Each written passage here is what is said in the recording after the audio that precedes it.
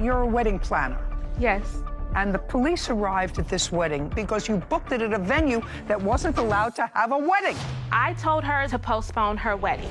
No, that's not what she hired you for. She hired you to plan her wedding. This is Judy Justice. Trish Jackson and Nicholas Smith for the balance of a wedding contract. Court come to order. All rise. Have a seat, please. Kevin approaches the bench. Case number 2030, Gordon versus Jackson Smith. Thank you. You're welcome. Miss Gordon, you're a wedding planner. Yes. You called her to plan a wedding that you were having in Las Vegas. Yes. Is your husband? Yes. The wedding was scheduled for what date? April 30th of 22. Your lawsuit against the defendants is for the balance of a fee that you say is due and owing to you. Ms. Jackson and Mr. Smith are counterclaiming for a whole bunch of things. They said that not only didn't they get everything that they paid for, that you selected the venue, and they were ejected from the venue because they weren't allowed to have a wedding there or serve liquor. So what was your fee that you quoted the defendants, and how much of that fee did they pay? My fee for planning the wedding was $4,000. And that $4,000, was that fee reduced to a contract? Yes, it was. I'd like to see it. Okay. Tara hands a document to Kevin, who brings it to Judy. Ms. Jackson, this your first wedding? Yes. And yours? Yes. Judy reviews the document. Okay, your total fee was $4,000 and a deposit of $2,000. Did they give you a deposit? Yes. Okay, so they signed an agreement to pay you $4,000. How much did they pay you in total? In total, for our planning fee, they paid No, in total, how much did they pay your company? $2,000. $2,000. Correct. So how our company is set up is we're set up as an affordable payment plan for a wedding. So we set up our clients on a payment plan. So they also pay the expenses of all of their wedding through us. So you have to send them an invoice for what it was that you spent for the vendors. Correct. Okay. And then also the default of that contract states that if they miss payments, they have breached the contract. That's why we're here. Each of you is accusing the other of breaching this agreement. You say that they didn't finish paying you what they owed you, and they say you didn't furnish the services to them that they signed up for the wedding. They gave you $2,000, and the wedding was supposed to be held where? The banquet hall. Did you send them a deposit? No, because at that time she had not paid enough money. Just a second. The answer is no. You had not sent them a deposit. No. Had they sent you the deposit of $2,000? They sent me the deposit for our planning fee, yes. I'm talking about for your planning fee, $2,000. Yes. And how much was the deposit for? 50% of $16,000, which was $8,000. And where is the invoice for that you sent them? I don't have that invoice because she was not able to secure the venue. I read it. And from what I read in your complaint, the original venue that you secured, according to you, was rendered unavailable because of a broken pipe. That was the second venue. We went through 3 venues. The first venue, she lost that venue because she could not keep up with the payments and did not submit money for a deposit. The second venue was the R&R Event Center. That venue she lost because a pipe broke in the venue. Okay, just a second. R&R Event Center. And when was that taken? That was booked on March 11th, 2022. And I do have the invoice for that. And how much was it? $2,250. Okay, that's much better than $8,000. Okay. Did she put in a deposit? Deposit was made from the monthly payments that she makes towards her wedding. Show me invoices that you sent her every month. Yes, I have that. Well, I'd like to see them. Tara hands a document to Kevin.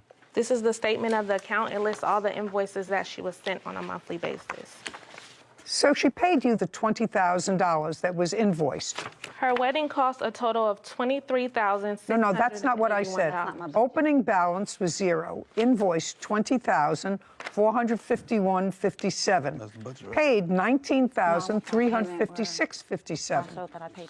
That's what this says. Uncross your arms. Correct. No, that's okay. That's so correct. She paid for everything. Now. No, she didn't pay for everything because, as I just stated, her wedding cost a total of $23,651. No.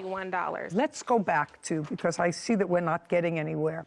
Before her wedding, before anything happened, before she said, I do, and before he says, I take you, she paid practically $20,000, which was your original estimate and her budget for the wedding. There's just a second. That's either a yes or a no. Before the wedding, your original budget that you were given by the defendant, I read the papers, was $20,000. So, and as that's either a yes, I read the papers, or a no. Yes, that is the budget she stated she would like to stay around. But however, in planning a wedding, you cannot give an exact of how it's going to cost. I didn't say that. I didn't, madam, pay careful attention to me. I've made 16 weddings. I've had 16 event planners. I know exactly how it works, and I know exactly that you can't always predict to the $100 or $50 or sometimes $500 how much more the wedding is going to cost. It never costs less. That's not what I said to you.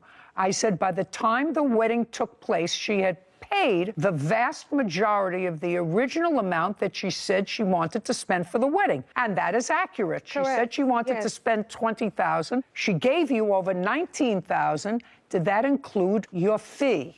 No, it didn't. Just a second. So the answer is no. That's what she wanted to spend exclusive of your fee. Correct. Now, of your fee, she gave you an initial deposit, or they did, of $2,000. So that's either a yes or a no. She gave you $2,000. Did she ever pay you the other $2,000 for the fee? And the rest of the expenses that you want are the additional expenses over and above the $20,000 that you stop shaking your head, over and above what she originally said she wanted to spend. Correct. Now, I'm going to get to what happened just about a week before the wedding. Okay. You had booked a place. She had paid for the place, $2,250. Yes. And that was at R&R. According to you, something happened at R&R. Stop shaking your head. It's annoying. Something happened at R&R. What happened at R&R and when? Correct. The wedding was scheduled to happen on April 30th. Tell me what happened at R&R. I was informed by Rico, the owner, sitting on that side, that a pipe had busted and the venue would no longer be available for usage on her wedding date. And on what date was that? It was around the week before her wedding, or 2 weeks before her wedding, sorry. Date? I don't have the exact date. Rico rises. You own, manage, or what, this R&R? I'm the owner of R&R Events Center. Hey, tell me your last name, sir. Cox, C-O-X. Do you remember having a conversation with the plaintiff about the venue? Yes, ma'am. Do you remember when it was? March 25th of 2022. Can you tell me what you said to her and what she said to you? We had a conversation. I'm like, hey, problem with my venue. I had a pipe that busted. I won't be able to host her wedding. Well, the reception, I should say. So I informed her I can put her in contact with other venues that I may know, or I could send her back the deposit. She asked for the deposit back. I sent the deposit back probably within the hour. How much was the deposit? $2,250? No, ma'am. How much was it? $1,125, which was half. So 50%? Yes, ma'am. So you sent her back the deposit? Yes, ma'am. Did you receive the deposit, Miss Gordon? Yes, I did. The wedding wasn't until April 30th. So you had plenty of time. Well, not plenty of time. You had time to look for a new venue, or else they were going to have to change the date. Correct, and they found Just shh. What venue, you can sit down, Mr. Cox, thank you very much. What venue did you select? And had you ever used them before? No, I had not. I never worked with a challenge budget like this for a venue. If you don't like the budget, don't take the gig. Yeah, I won't. And that's where the reception was held. But that venue was not allowed to have this kind of party. I was not aware of that until the day of the wedding. That's your problem. Mm-hmm. That's not their problem. They hired you as an event planner. They did, and they got a checking. wedding. The wedding went the entire time. The wedding was not closed until after the wedding had already ended. So they used the venue regardless. Okay. Miss Gordon, it's your job as the event planner, which is what I don't understand you being here. Mm-hmm. It's your job as the event planner. They don't live in Las Vegas. Mm-hmm. That's your job to ensure that the place that you select is a venue that's capable of performing the duties that you outlined in your contract, which means they serve food, they're allowed to serve liquor, they're allowed to dance, they're allowed to host an event of how many people? It was supposed to be 120, but all of my guests didn't get their invitation. So Okay, so over 100 Actually, people. Your Honor, it wasn't that they were not allowed to have the wedding there. They were allowed to have the wedding there. What they were not allowed to do was the business was not allowed to operate after a certain time, and that is what the business owner produced to us. Just a second. You want to show me a contract that she I don't signed have- with that yes. business owner? Ms. Gordon? Yes, I do. Yeah, I would like to see the contract that you signed with this business owner. Tara produces a document, then hands it to Kevin. He brings it to Judy, who reviews it. Sarah, just for my own information, would you look up this venue, please? Tell me what you find. Judy hands a document to Sarah. Ms. Gordon, this space was a little less money than the previous space that you had selected. Correct. $500, $700? Yes, and that's because they were not providing all of the things that the original event place was providing. Was this event space that you booked at the end of the evening, I don't want to use the word raided, closed by the police? That's either a yes. Did the police arrive at this venue? Yes, they did. Okay. And what time did the police arrive at the venue? They arrived at 9:30. Is there a police report that anyone has? No. And how many parties have you done where police arrived at the end of an evening or during the course of an evening in the 2 years that you've been in Las Vegas? Never. And the police arrived at this wedding not because anybody was creating a disturbance, there weren't shots fired. Well, no, that is why. Beatrice's eyes widen. Caption coming up. You may say so, I don't know anything about the venue, but that's your job. You're supposed to know about the venue. When I told her in the first place that she needed to postpone her wedding, that was my professional You mean that's advice. No, that's not what she hired you for, to tell you to postpone her wedding. Whitney smirks. A courthouse. The Judy Justice logo appears. In the courtroom, Tara, Beatrice, and Nicholas. Wedding planner Tara Gordon claims her former clients, Beatrice Jackson and Nicholas Smith, owe for the balance of their wedding. Beatrice and Nicholas are countersuing for breach of contract. Okay, police arrived at this wedding not because anybody was creating a disturbance, there weren't shots fired.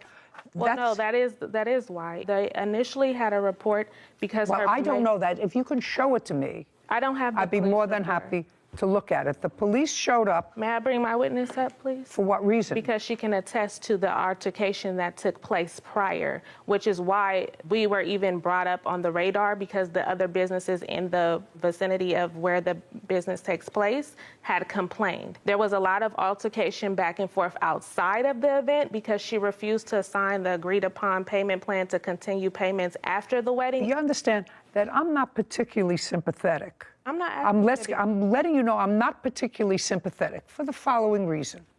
Somebody plans a wedding and has a budget of $20,000 plus your fee, so that's, say, $25,000 that they either put together or are saving up for a wedding, first for each.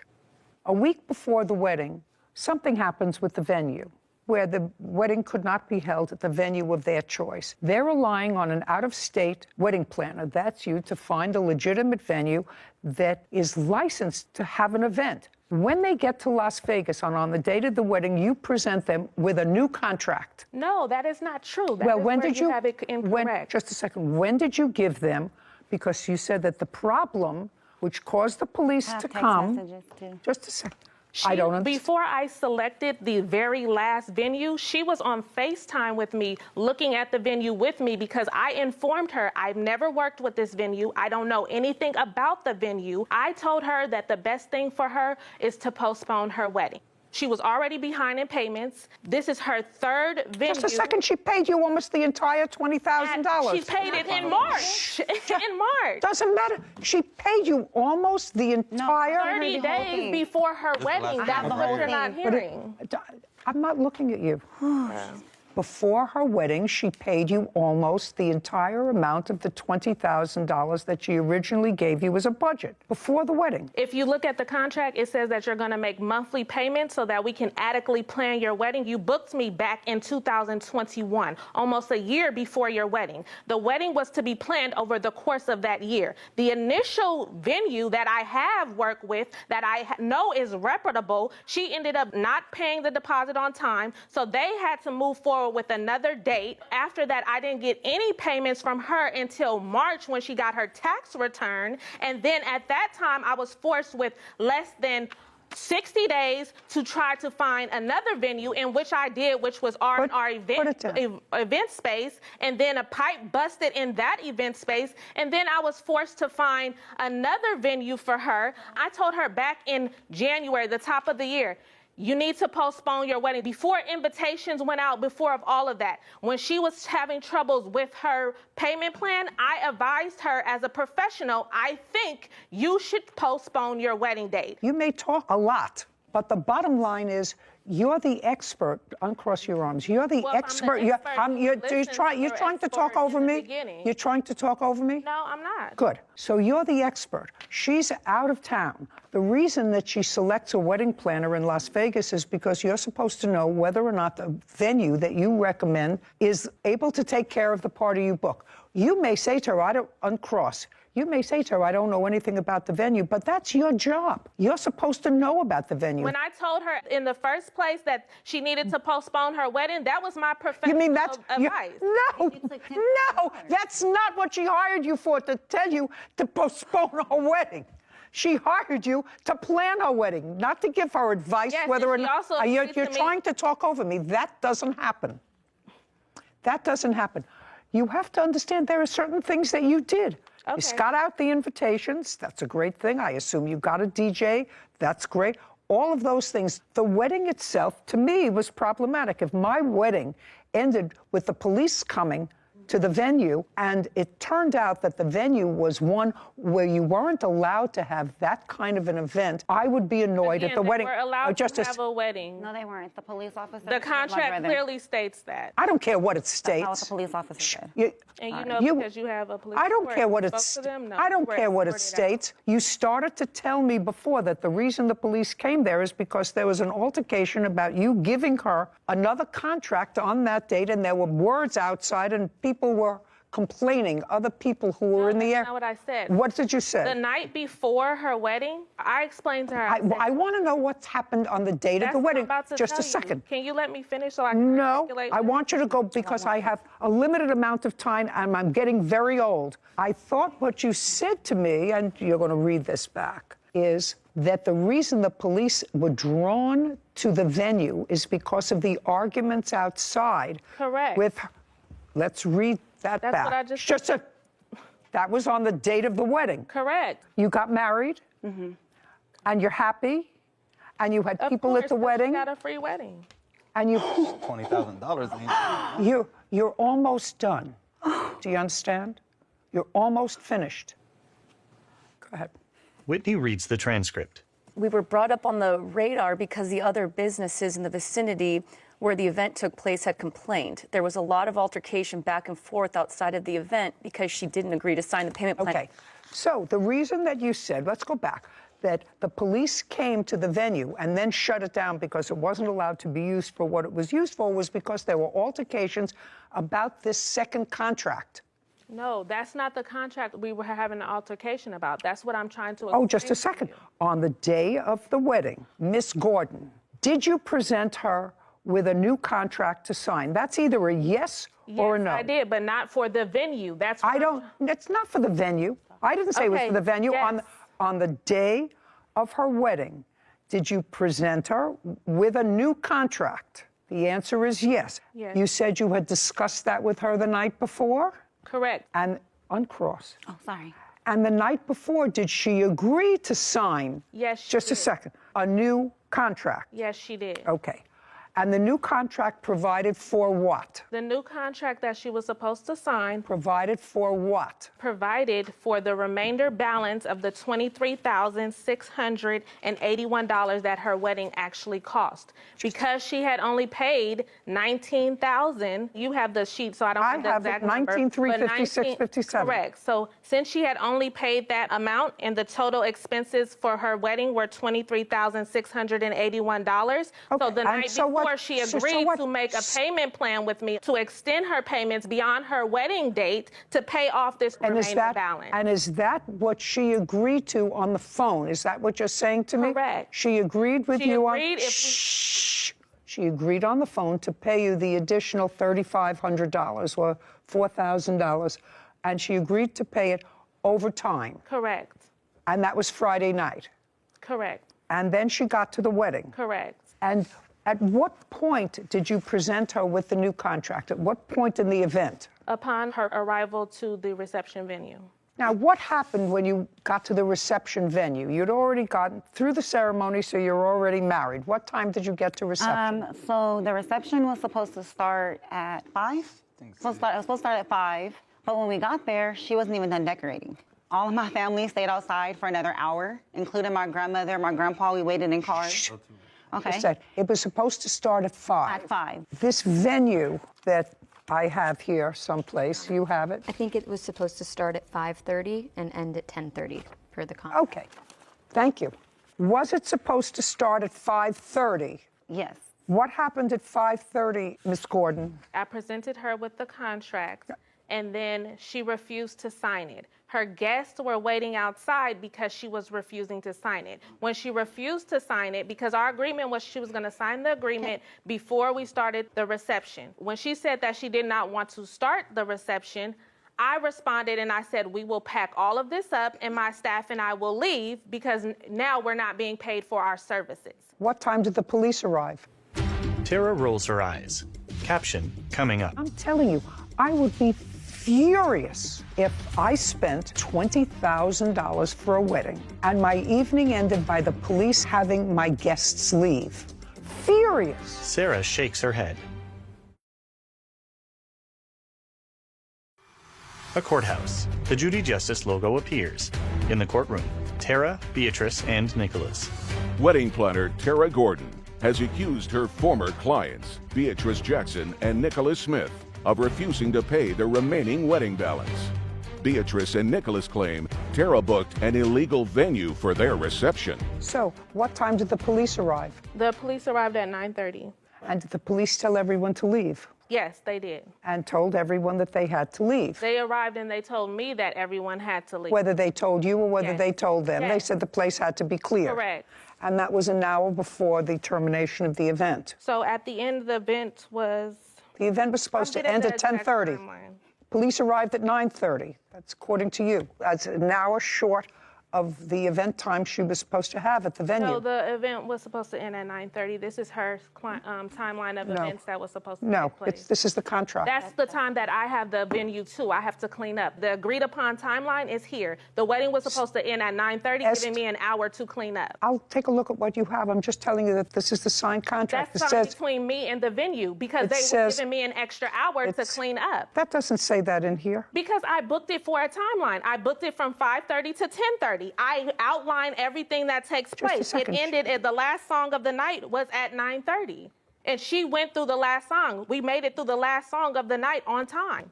Could I take a look at that? Kevin brings Tara's phone to Judy. I just can't wait till it's my turn. Judy reviews a document on the phone. Well, the last song of the night was supposed to start at 9:30. Yes, and it started earlier because we made it through and she was done dancing. And by the time the police came, it was just mingling and dancing going on. So she had made it through her entire wedding reception is what I'm trying to state. Rico rises. Yes, Mr. Cox. Please. Hey, Your Honor, I'm back. That's not true. The police actually came at 9 o'clock, and... Were you there? I was the DJ.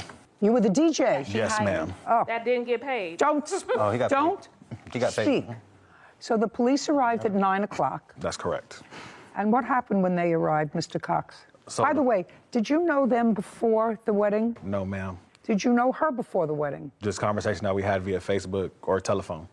No, he did not know me So no. prior Just, to the I'm not talking to you. I'm talking to him. She booked your services. Yes, ma'am. And how much were your services for the night? My DJing services were $500. Were you paid? No, ma'am. What happened when the police arrived? The police came, asked everyone to leave. Do you know anything about this venue space where the wedding took place? Yes, ma'am. Tell me about it. It's a storefront. So are a lot of venues in Las Vegas. Your case is dismissed. Do you understand? This is not a free-for-all. As far as I'm concerned, you got almost exactly what her budget called for. And I have one vendor that wasn't paid. Because she didn't pay.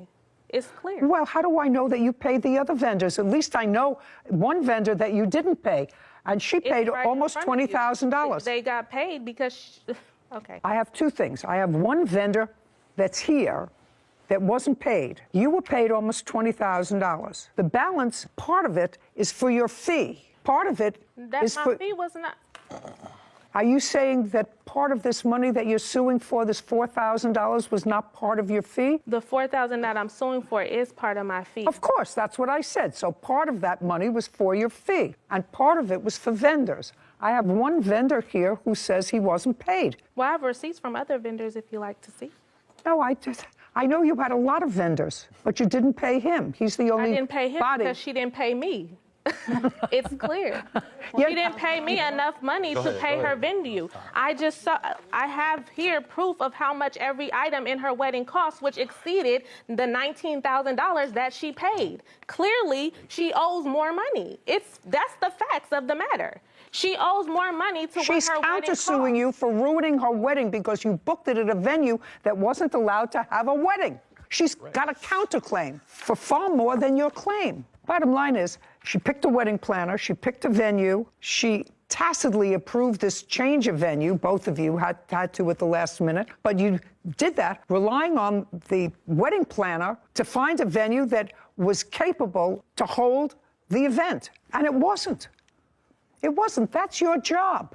Your job is to find an appropriate place so that the police don't raid a wedding a half hour before it's over. That's not the way a wedding is supposed to end. So what I want you to tell me is you're suing her for $4,300. How much of that $4,300 is your fee? $2,000. And you didn't pay him? No. So that's 24 minus 500. You didn't pay him because you have to pay him. I paid him. Part of He's it already was to paid. pay him. I'm deducting it. Okay. I'm not paying you for your fee. Okay. You booked the wrong space for your fee. So far, I have $1,825. Other than the DJ, who else didn't you pay? I'm very clear. Can I? Other than the DJ, he's going to tell me, the DJ is going to tell me, other than the DJ, who else didn't you pay? Mr. Cox, could you stand up, please? You seem to want to tell me something, and since you didn't know either one of these parties, I'm going to let you tell me. Do you know any other vendor other than you who wasn't paid? The bartender also was not paid. Bartender. That's correct. Which is his wife. That's correct. I don't care if it was his wife or not, it was the bartender. Right, but what I'm saying was the bar was Just a sec. included. How much were you supposed to pay the bartender? The bar and the bartender came with him. He offered to do the bar and to DJ because his pipe busted. So what I'm saying is, he said, I'll bring my bar and I'll do a cash bar, meaning Oh, that... that's because a bar you can't have for $500. So right, we'll but do he a was cash doing a bar. cash, correct. Did you do a cash bar? Is Yes, that... ma'am, I did. Okay. So you made some money off the cash bar? Yes, ma'am. Yes, of course. Got it. Now you can sit. So what you paid him was $500 for both. And $150 for the bar. $650 total. That's what he charged them outside of the wedding. This is a very easy case for me. You were paid almost $20,000. I wasn't paid anything. I was Yes. paid $2,000. And I would feel doubly furious if on the day of my wedding, as a new bride of an hour, the event planner said to me, you can't go in unless you sign this contract, modifying our first contract. The contract was not to modify. Your case is the dismissed. contract. We're done. Okay. This court is adjourned. So you counterclaim. Outside the courtroom, Tara, then Beatrice and Nicholas. There are some things that I realized that, I could have done better. Basically, 10 days before the wedding, add additional $4,000 on top of $20,000. That never happened. It was just her way of just trying to come up on more money, in my opinion. At the end of the day, She had got her wedding. Judy and Sarah. I'm actually sometimes surprised at professionals like this woman, who is an event planner, has a reputation. She was almost fully compensated for this event. And the wedding was, if it were my wedding, I would say, you know, it's ruined by having a police shut it down. We had a wedding a month ago. What would you think if the police shut? You would not be happy if you paid any amount of money to a professional and had that happen. I really thought it was outrageous. The whole thing was just tacky, waiting outside the venue when she got there from the ceremony, and before she could go in, she had to sign the contract. That's really not what you do as a professional. Bad business. Bad business. Title, Judy Justice. Want justice? Go to judyjustice.tv. He said, Dad, I have no place to go. He fed you. He kept a roof over your head, and you weren't working. Yes, ma'am. And the girlfriend wasn't working. Yes, ma'am. I'm quickly losing patience with two ingrates. This is Judy. Kaya Eliasoff and Brandon Blanchard are suing Brandon's father, William Blanchard, for unpaid wages, property damage, and stolen belongings. Court come to order. All rise. Judge Judy enters. Have a seat, everyone. Kevin approaches the bench. Hello, Judge. Case number 2028, Eliasoff Blanchard versus Blanchard. Thank you, Kevin. Welcome. Eliasoff, Yes, ma'am. that's you. How old are you? 19, almost 20. 19. Yes, ma'am. What do you do? I am a server Since when? as of June of this year. This is your boyfriend, A fiance, yes, ma'am. fiance. And how long has he been your fiance? For over a year. What does he do for a living? He is currently unemployed. When was the last time he had a job? That was about a year ago. What kind of work did he do a year ago? Warehouse work. Is there any reason that he hasn't worked in a year? He has concussions and back injuries. And From what? From car accidents. Does he currently have any lawsuits pending with regard to those accidents? No, ma'am. So the accidents were your fault? No, they were the other people's faults. The other people had no Sorry, insurance? the other person didn't have insurance at the time. So later on, he ended up stating that he did have insurance and got out of the ticket. Do you see a doctor regularly? Not anymore, no. I used to, though, until I ran out of my insurance for health insurance. And then the bill just kept stacking up on me. At that time, did you have an attorney? No, Your Honor. Did you ever have an attorney with regard to, did you ever consult an attorney with regard to these accidents? No. No. Okay, fine. Is there any reason why you're not working? Yes, ma'am. I have bad back problems that I've had for quite some time. I have 4 discs out in my lower back. I also have knee injuries, shoulder injuries. I was pushing my body more than I should have been. I was over 300 pounds working in a heated environment, working every day. And I dropped all the weight, and then I ended up hurting myself even further from there. And then my doctor told me not to do anything over 20 pounds, so I went against her rules, and I did it anyways, and I kept injuring myself. What kind of work does your father do? He works as a U-Haul business associate and mechanic as well. When did you live with your father? I lived with my father in January, I believe it was 8th. January of what year? Of 2022, sorry. After you have been disabled all this time because of all the heavy work? Yes. Let me give a general outline of what this case is about. Yes, ma'am. You and your fiancé were living where? We were living with my father. No, before you lived with your father. My father. Her father. In what state? Wyoming. There come a time when your father either said it's enough or you decided that you were no longer happy in Wyoming? It was a conflict with his girlfriend that came about. Whatever it was. If it was a conflict with his girlfriend, your father told you to skedaddle. Yeah. Yes, ma'am. And you called your father. No, I didn't call my father. Who did? My father called me. You mean just out of the blue? Yeah, he does it at random No. once in a while. He just called you at about the same time that your fiancé's father told you to get out. Yes, is what I believe. Anyways, I've had a few concussions, Your Honor, and I don't remember a lot. Okay, we're going to get there. In any event, you had a discussion with your father that you didn't have a place to live, you didn't have a job, she didn't have a job, you had no money. Her father was kicking you out of the house, and he drove cross-country to get you. Yes, ma'am. In what month? It was in January. January of 2022. Yes, ma'am. How many miles did he drive to come and get you? I think 1,000 miles, maybe. Each way? Each way, probably about 2,000 total, something like that. Okay, so he drove 2,000 miles to come and get you. Yes, ma'am. And then he brought you back to his house. Yes, ma'am. And you weren't working. Yes, ma'am. And the girlfriend wasn't working. Yes, ma'am. Okay, so if you weren't working, the girlfriend wasn't working, you had no money, so your father was taking care of your expenses. Yes, ma'am. Okay, good. And now you're suing him. And you're suing him for a host of things, which I'm going to give you a relatively short time to tell me about. But one of the things that your fiance says is that your father owes you for wages because you worked for him. Yes, ma'am. Doing what? I was doing U-Haul work, basically. What is U-Haul work? Oh, sorry. I'll explain. Sorry, ma'am. Basically, what we do. Not basically. I don't want to hear basically. Sorry. I want to hear what you were doing. I would hook up U-Hauls. I would also clean and inspect all the vehicles. Just a second. Hook up the U-Hauls. Hook up the U-Hauls. Clean and inspect them. Clean and inspect them. What does it involve in cleaning them? Basically spraying down. Not basically. Sorry, ma'am. Sorry. We spray down all the. Not we. You. Yeah. Sorry. I spray down every single surface of the innards of the vehicle. Basically, the steering wheel, the floor plates, the radio, everything. And when you hook them up, explain how you hook something up. How I hook something up is just backing up, lining up with. So you'd have to drive. Yes, ma'am. And you're driving a car and backing up. Yes, ma'am. And so then, you're using a rear view mirror? Yes. And yourself. You're looking to see where you're backing up because you have to use both. Yes, ma'am. Okay, and then you hook them up. What else did you do for your father? I also did paperwork for him, doing like inventory stocks and stuff like that. Terrific. Basically. Not basically. I don't want to hear basically. Basically is a filler word. Sorry, ma'am. What else was I doing?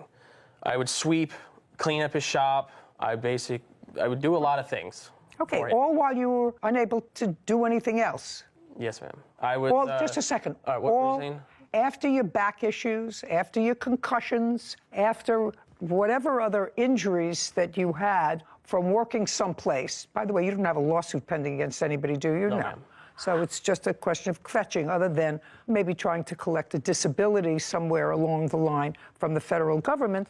You were able to hook up U-Hauls, clean them and sanitize them, sweep out the premises, do paperwork, but you can't work. I mean, because part of the lawsuit is about all this work that you did, but all while you're telling me that you're unemployable because of all the injuries that you had. Yes, ma'am. Yeah. You understand how ridiculous that sounds to me. Yes. I only had one other case in my recent memory that sounded anywhere familiar to this story, and that was a man that was also receiving disability because he had a bad back. He was the plaintiff in a lawsuit suing someone because he had built them an outdoor patio deck alone, and he wasn't paid the $6,000 for it. But he had been collecting disability for a back ailment for 31 years from the federal government. That sound odd to you? Yeah. Well, doesn't it sound odd to you that you're able to put hookups together and sweep and everything else, but you can't say, do you want a hamburger with your fries or fries with a burger? Yes, ma'am. That sounds peculiar to you.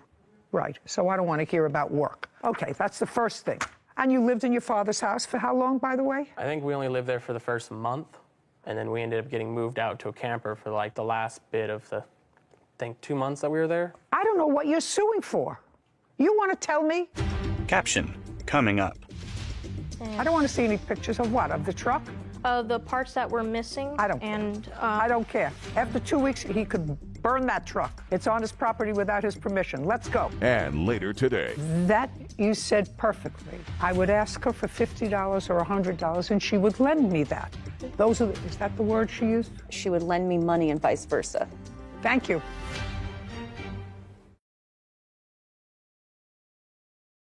A courthouse. The Judy Justice logo appears. In the courtroom, Kaya, Brandon, and William. 19-year-old Kaya Eliasov and Brandon Blanchard claim Brandon's father, William Blanchard, owes for unpaid wages and stolen property. William is countersuing for moving expenses and property damage. Now, I'm not entertaining your wages because you can't work. That's what he just swore to. He can't work. That's why he's unemployed. He has 4 disc problems. I think he said 4. Whatever. He can't work. Forget him now. I want you to tell me what you're suing this man who drove 2,000 miles to rescue you after your father threw you out. I want you to tell me what you think he owes you for. For the stolen property of my vehicle. What stolen property of your vehicle? He stole my toolbox with the key with it and also parts that went to my vehicle. Did you take her toolbox? No, ma'am, I did not. Next. What's next? Whenever I confronted him about it. About what? About the toolbox when we went to go get my truck, then he would say what he just said, that he never took it. But when I asked him where did the key go for it, he denied he would just ignore that fact. Well, it's not a fact. It's not a fact unless you can prove that he took your property. You said he just said to you, I don't have your toolbox. But my vehicle was on his property, in his possession. Okay, and that's what you have. Your vehicle, while you were living there, was on his property, and therefore he's responsible for the toolbox. Yes, ma'am. When he kicked us out and then told us to come back for the truck, he was going to give us 2 weeks to have it towed. Because the truck wasn't working, but he let the truck stay on his property for 2 weeks. Yes. What else are you suing him for? Just for the repairs on the vehicle. On what vehicle? On my truck. That whenever I went to go get the truck off his property after that 2 weeks, that's when the toolbox was missing, and I also looked under the hood, and there was wires hanging out, and those wires, I do have pictures. So and just a second. There was... Let me ask you this question. You said, you said he gave you 2 weeks to come and get your truck off his property. The truck was inoperable when you left it on his property. Wasn't running. No, ma'am. That's right. You did not come to get it off his property in 2 weeks. You came after the 2 weeks. Yes, ma'am. How much after the 2 weeks? I think just like a couple days after. We came back on April 23rd and we left the property April 6th. So it was after the 2 weeks? Yes, ma'am. Anything else? Yes, Your Honor. Well, let's get there fast because I'm quickly losing patience with 2 ingrates. Here's the pictures. I don't want to see any pictures of what? Of the truck? The parts that were missing. I don't care. I don't care. After 2 weeks, he could burn that truck. It's on his property without his permission. Let's go. Move on. Your father came 2,000 miles to get you. He fed you for a month. He kept a roof over your head for a month. In return, you're suing him for nonsense. Let us move on. Yes, Your Honor. Anything else? No, Your Honor. Very good. Okay. Now, Mr. Blanchard. Yes, ma'am.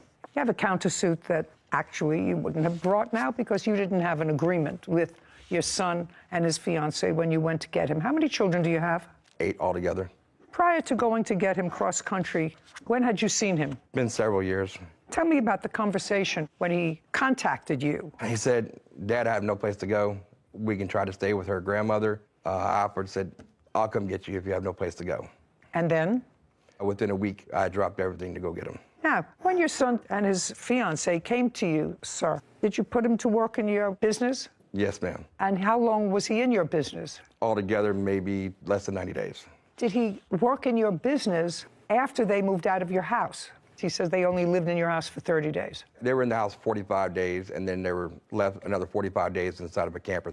Can you tell me why they moved into a camper? There was a chance of my daughter coming home, and they were living in her room at the time. And so I wanted to make sure they still had something, so I put them into a camper. Camper on your property? Yes, Your Honor. What kind of camper?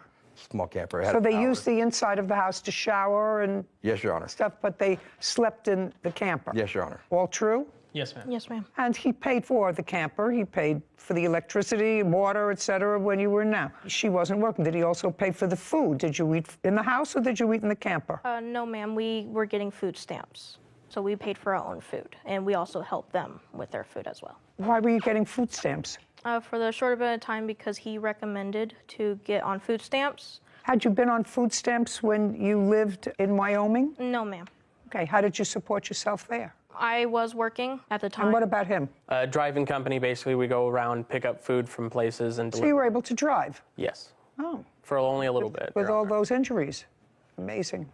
Okay. I would like you to testify, sir, now to the conversation that you had with your son with regard to compensation for coming to pick him up in Wyoming. Be very careful what you say to me. I told my son before I picked him up, I said, you need to pay me back for this trip. Did you tell him what for the trip? I mean, Yes, your for all time? expenses. All expenses for the trip. For the expenses? Yes, Your Honor. How was he supposed to do that? He wasn't working. He was supposed to get a nighttime job on top of working, helping me out around my shop. Did he help you around your shop? He You said did. about 90 days. Did you pay him? No, Your Honor. Well, if he worked for you for 90 days and you didn't pay him at all, and it cost you a couple of $1,000s, according to you, Yes, Your Honor. to go out and get him, hire trucks, spend time back, whatever it was, and he worked for you for 90 days without compensation, why do you think he did that? I was hoping just because that's what he really wanted to do. No good deed goes unpunished. You went and you got him, and now they're suing you, but their case is dismissed. They have no case against you. It's all a bunch of nonsense and ridiculous. But likewise, sir, your counterclaim is for the expenses that you incurred in going to pick them up. I don't actually think that there was an agreement to pay you back for your expenses, but even if there was an agreement to pay you back for your expenses. The fact that he worked for 90 days without any compensation, I think, more than compensates you for that. As a result of that, your counterclaim as well is dismissed. We're finished here. This court is adjourned. You try to do your best for your kids whenever you can. This is no different. It's been very difficult growing up. I hope he gets his life together. I don't want anything to do with him. I'll always be there for him. It's time to cut the strings. I'm done with him.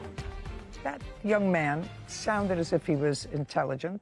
That doesn't mean he was smart. That means he was intelligent. Because at age 19 or 20, to have already figured out that you can't work because you have a bad back unless you really have to work. If you really have to work, then you can work for your father. That's a bad mindset for a very young person. That means that your life is really going nowhere. You're not preparing yourself to do anything.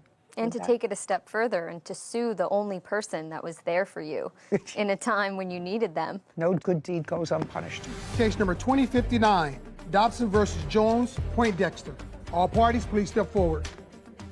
Clarissa Dobson is suing her sister-in-law, Kenesha Jones Poindexter, for a trip and wedding expenses. Judy. Miss Dobson, I assume this is your brother. Yes, it is, Your Honor. And this is his wife. That is correct. They're newly married. That's correct. When were they married?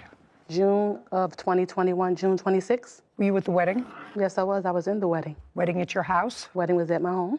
This is the unfortunate circumstance that I read in your papers, which I hope to be able to resolve quickly. You've known the defendant for many, many years. Yes, that's correct. She became engaged too when she was getting married, and they were planning a wedding, according to you. And Miss Poindexter, according to you, asked you to lay out certain monies for her for the wedding. That's correct. They were married. It was a joyous day, I gather. And then you asked her for the money back. Yes, that's correct. And she said, I never agreed to pay you any money. We're family. I've done things for you. You've done things for me. There was never an agreement for me to pay you. And your brother, he said, leave me out of this. Yep. I don't want to get involved with this. You two ladies take care That's of it exactly on what he your own. said. Okay, well, it seems like a family matter, then more like a court matter. Caption coming up. I don't see stupid written over here. No. If somebody doesn't have $50 and you think I believe that you relied on her statement that I'm going to pay you for this trip that your brother is going on too, I don't believe it.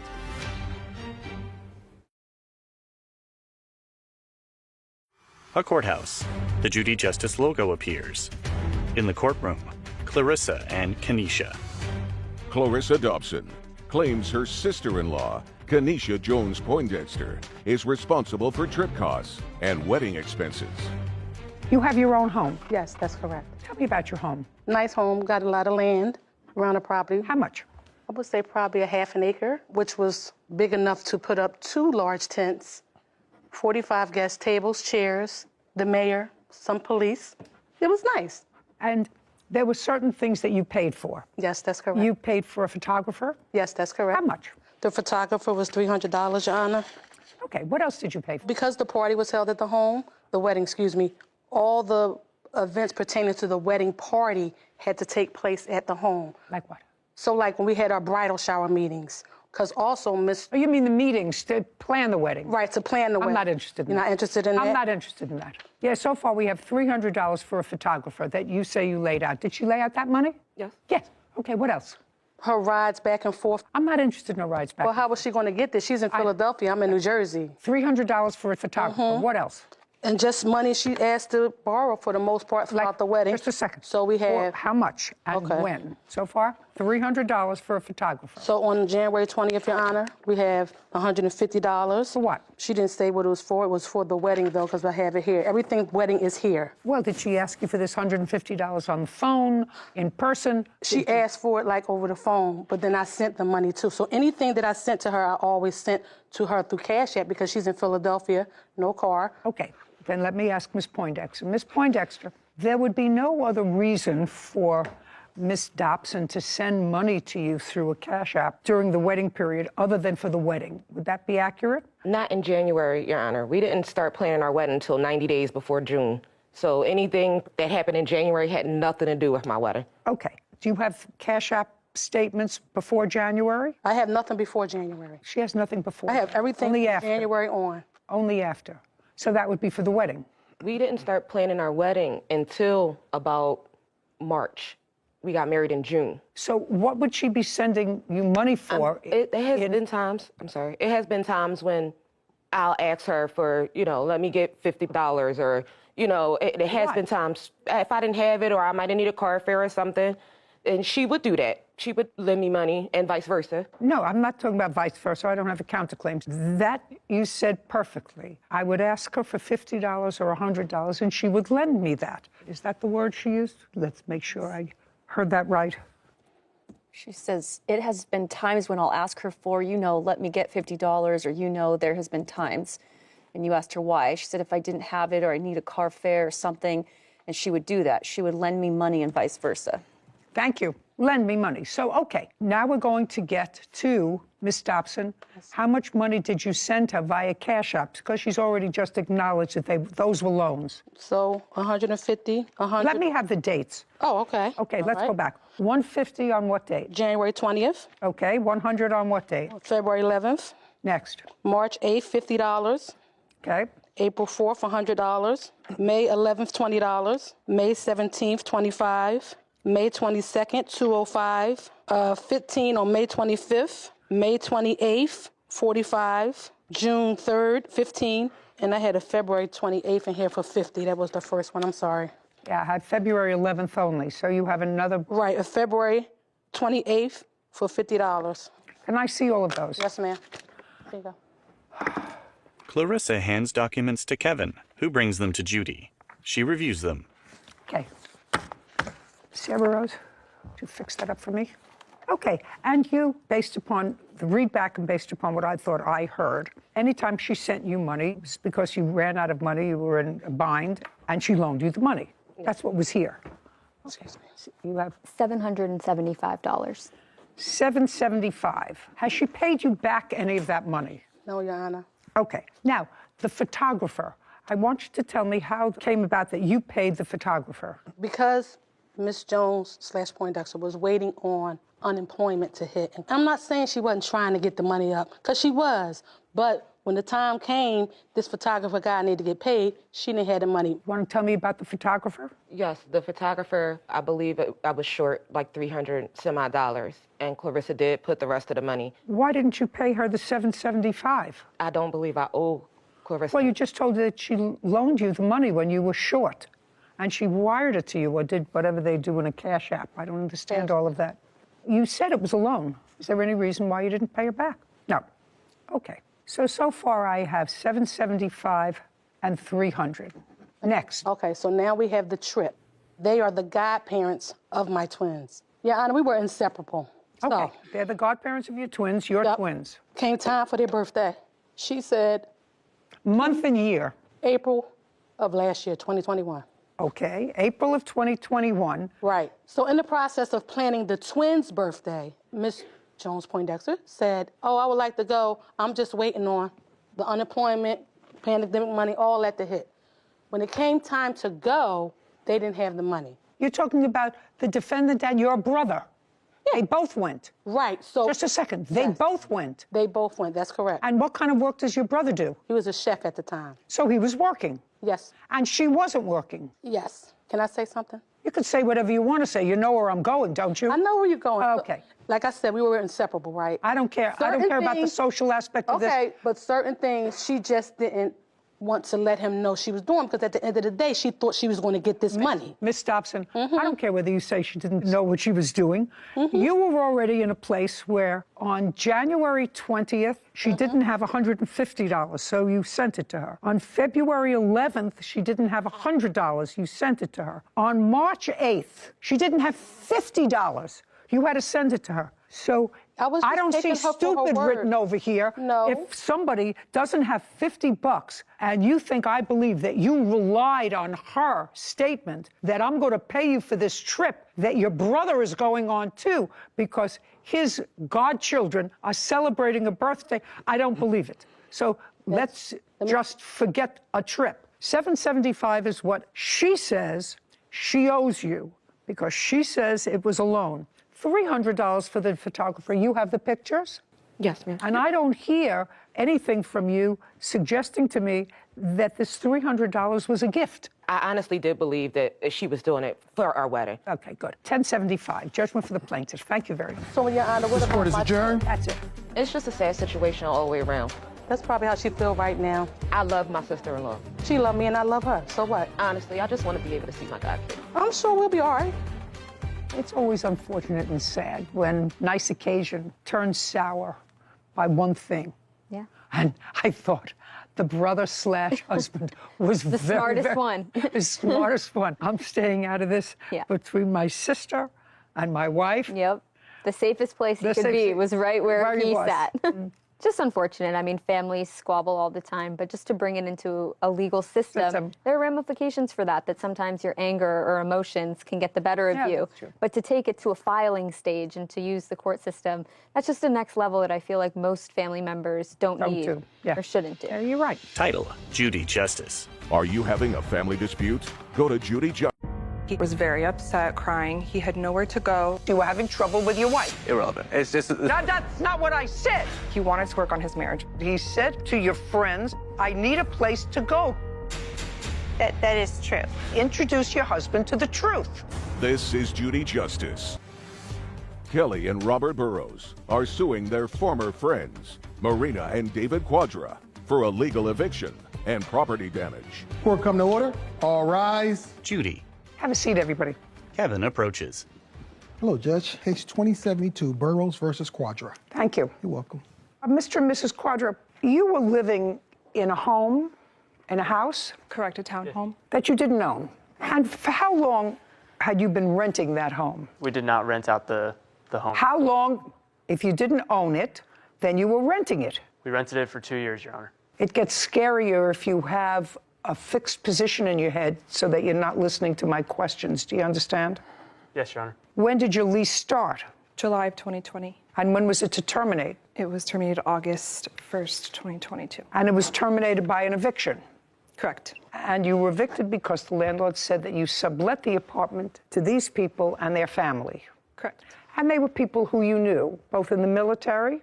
Just him. What do you do? I'm a federal employee. And you? I'm active duty, ma'am. But you knew each other from work? Correct. Where did you move in August? National City, Your Honor. How far is that from your prior residence? It's about 30 miles south, Your Honor. Are you in a home that you own or that you rent? We are still renting. How much are you paying in rent? $21.50 a month. You have a signed lease? We do. When did that lease start? August 1st, 2022. And why did you choose to live in National City? It is closer to where he is stationed. It is also the... Don't speak. Yes, Your Honor. How much closer? To his job. To his job? It went from a 30-minute drive to a 15-minute drive. Okay, so that's better. Correct. You were evicted. You were served a notice of eviction on what date? They let us know a month before August. They gave us a 30-day notice. Now, did the plaintiffs have any furniture in the home that you were evicted from? Prior to us being evicted, yes. Yes, prior to your being evicted. And what furniture did they have? 2 dressers and a bunk bed. Anything else? That's as far as furniture. And what furniture did you have in there prior to being evicted? A full living room. And when did you move that out? On what date? The 30th of July, 2 days before our moving date. So you moved out all of your furniture? Correct. And how much were you paying in rent in the place from which you were evicted? $25.95.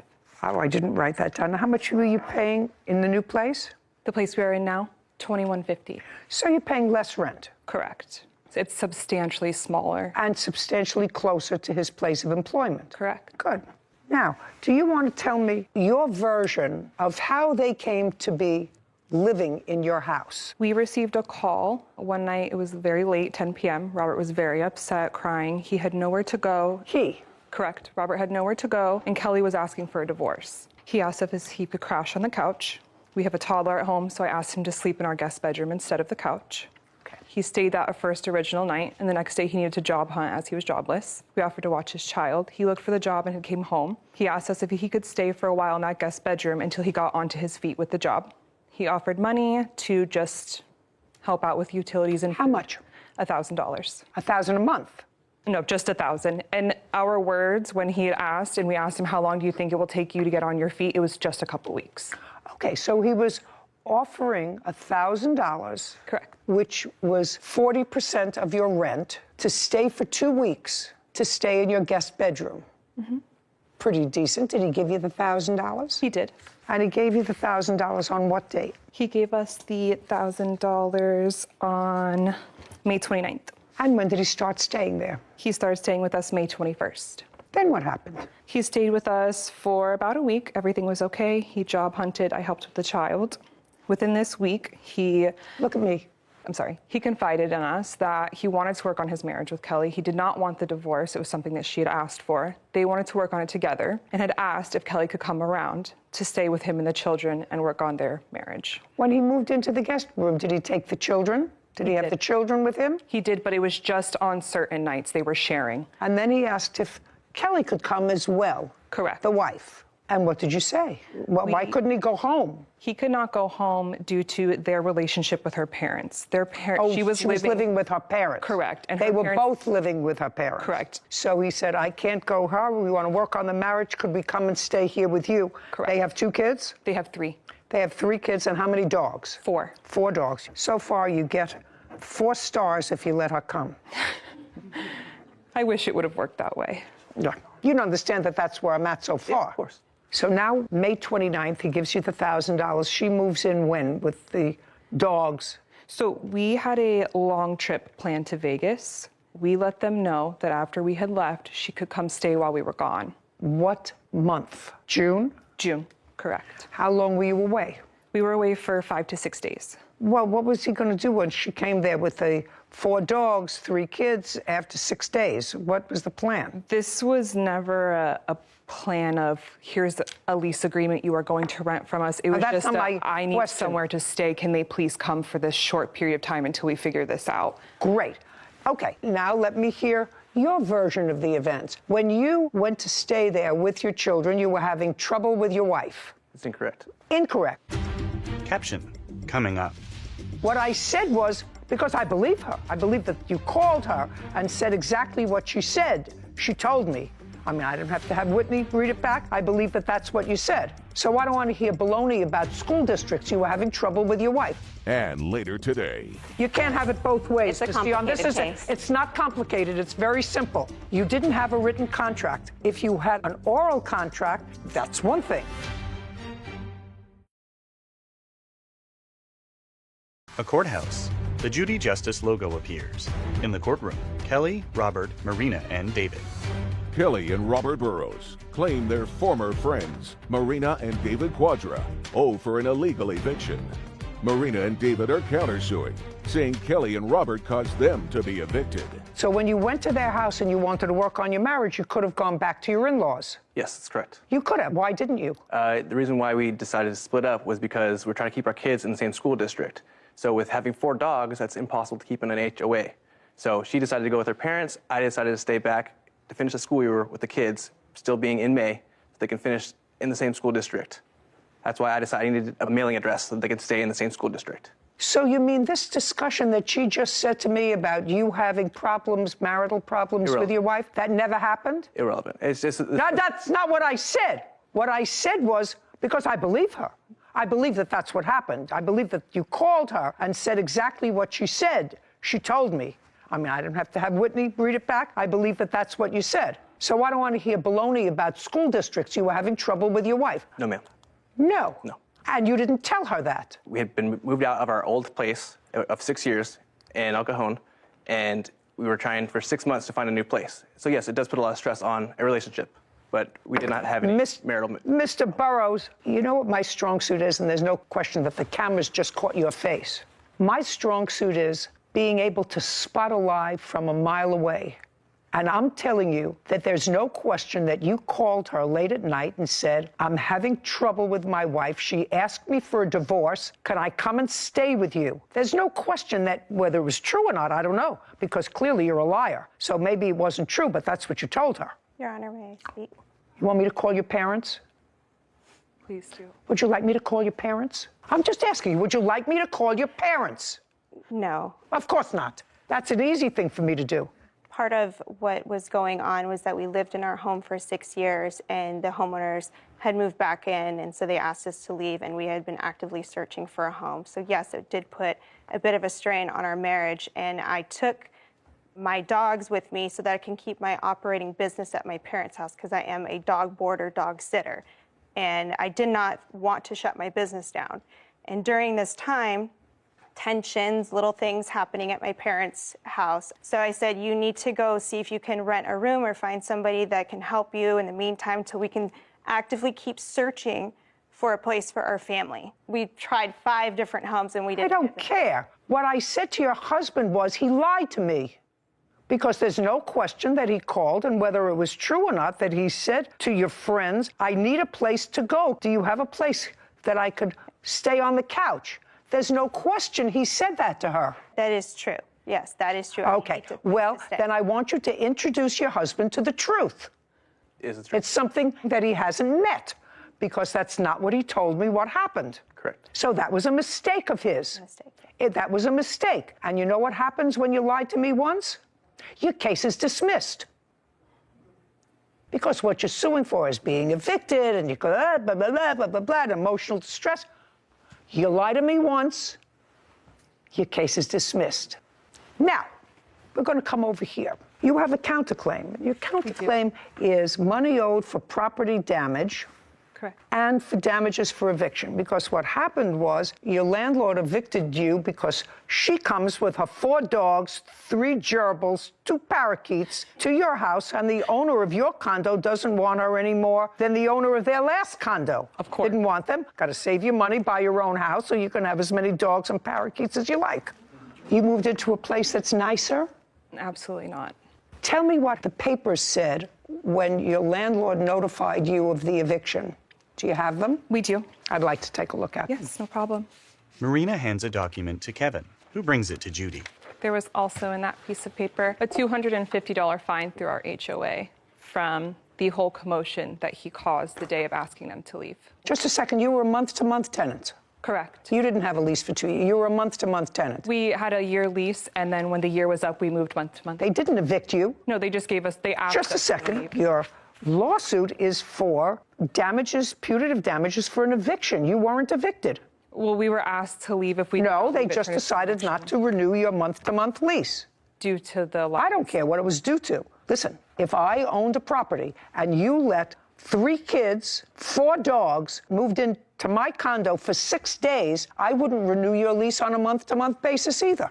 I don't care whether they were there for 2 days, 4 days, a week, or a month. You understand? Understood. Okay, so there was no eviction. So the punitive damages for that, forget it. Money owed for property damage. When they moved out, what did they damage? And how much did it cost you? There was a hole in the molding from moving the dressers down our stairs. They bonked it, bringing it out angrily because they were mad that we asked them to leave. We have the letters from our landlord stating everything that they had to deduct from our deposit. Just a second, a hole in the wall. And how much was the hole in the wall? The molding was... No, just look at the paper and tell me how much was the hole in the wall. The painting was $180 and the molding repair was $200. Now, did you damage the molding when you were moving a dresser out of the house? Not that I'm aware of. Okay, not that you're aware of. You want to try the truth now? Was there a hole that you created moving a dresser out of the house? When David and I were moving our dresser over the stairs, down the stairs. Who's David? The defendant. So you were moving out the dresser with him? Careful, introducing you to the truth. Did you move the dresser with him? I did help move the furniture Your case is dismissed. The counterclaim likewise is dismissed. We're done. Thank you. This court is adjourned. David, then Kelly.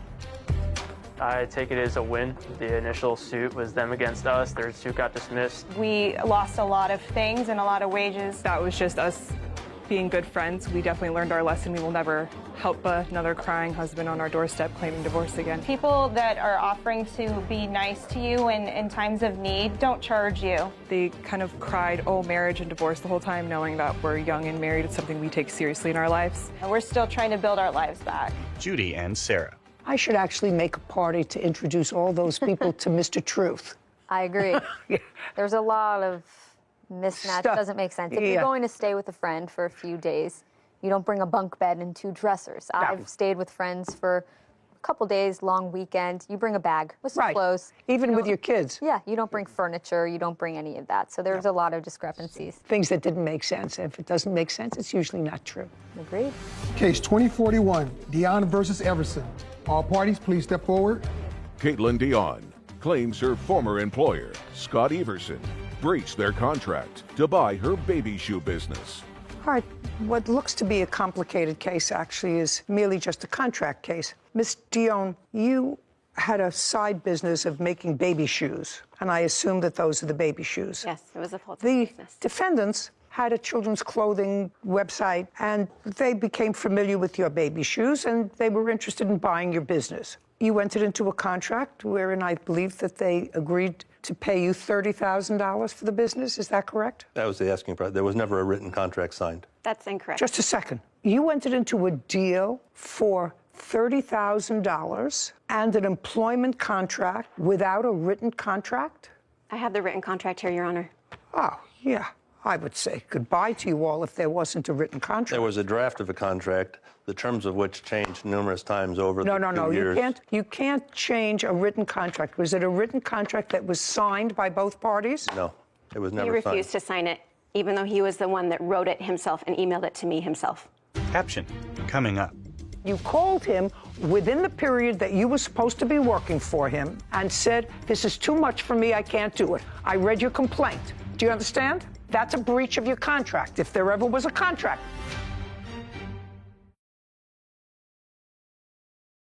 A courthouse. The Judy Justice logo appears. In the courtroom, Caitlin and Scott. Caitlin Dion claims her former employer, Scott Everson, breached their contract to buy her baby shoe business. Well, then there was never a meeting of the minds. May I see that? This is going to be a much easier case than I thought. That's also incorrect. I have audio. Just a second. This is going to be a much easier case than I thought. That's the latest draft of an agreement of which there were several drafts prior to that. Listen to me, sir. It doesn't make any difference to me. She's suing you because you paid her pursuant, I assume, under this non-contract, according to you, $31,000. That was both for a piece of her business and for her staying on for a period of, I don't know, 4 months, 6 months? That was never agreed to. Neither was the $30,000. Do you understand? You can't have it both ways, It's a Ms. Dion. complicated case. It's not complicated. It's very simple. You didn't have a written contract. If you had an oral contract, that's one thing. I do have that, actually. I have audio that we can play right now telling him that he promises to pay me $30,000 regardless of how long I worked for him. Just a second. The original deal that you had was for $30,000. There was actually an original deal that was much more than the contract he took months to change to sign. Dion, there's no question that under the terms of what you both thought was reasonable, you agreed to accept $30,000 from him for the business, and you would stay with the business for a period of time, either 4 months or 6 months. I'm not exactly sure what it is, but that is totally reasonable because he wasn't in the baby shoes business. According to your complaint, you were going through some marital difficulty, you were going through other major problems, and you called him within the period that you were supposed to be working for him and said, this is too much for me, I can't do it. I read your complaint. Do you understand? That's a breach of your contract, if there ever was a contract. That was, listen to me carefully. Look in the contract, it says that he would take away $400 per week that I did not work for him. This is not, listen to me, Ms. Dion, listen to me very carefully. This is an unsigned contract. Why did you send it to me then? Just a second. He gave you $31,000. He did not. He gave me $5,000. Just a second. He says he gave you over the period of time $30,000. Did you give up? I have to. But just a second. In the period of time that we've known Ms. Dion and worked with her, I've given her $31,668. I have proof that says otherwise. I'd like to see it. Here are my hourly No, not that. Those are paycheck stubs, of which of the $31,000 she received, that were not $10,000 part of the business purchase price. Listen. No, you're right. That was pay stubs. I have to explain something to you. There was no written contract and clearly no meeting of the minds based upon what you both told me today. What was I supposed to do? I signed the contract and gave it back to him. Then you should have done nothing. If he didn't sign it, you should have done nothing. I was a single mother at the time. Ms. Dion, you have to understand, this is a court. He had all of my assets. This is a court. It's not Dr. Phil. You had no written contract. And if you had no written contract, you had to have an oral contract. I do. No, then you had to have an oral contract. And that oral contract clearly did not reflect a meeting of the minds of both of you. If he didn't sign this contract, and whether it was for your business or for your employment, are you saying to me that you did not receive from him? I'm just curious, because he has the documentation to show me that you did not receive from him $31,000. I have documentation. Sorry, I thought that was a question you asked. That was a question that you did not receive from him. I don't care if it was the business or as a worker, that you did not receive from him during a period of time $31,000. I did not. That's incorrect. I have my paychecks. I have the down payment that he made. I have the installments that he made. Just a second. All of which add up to $31,000. Just a second. Add them up, and I asked you a question. How much was it?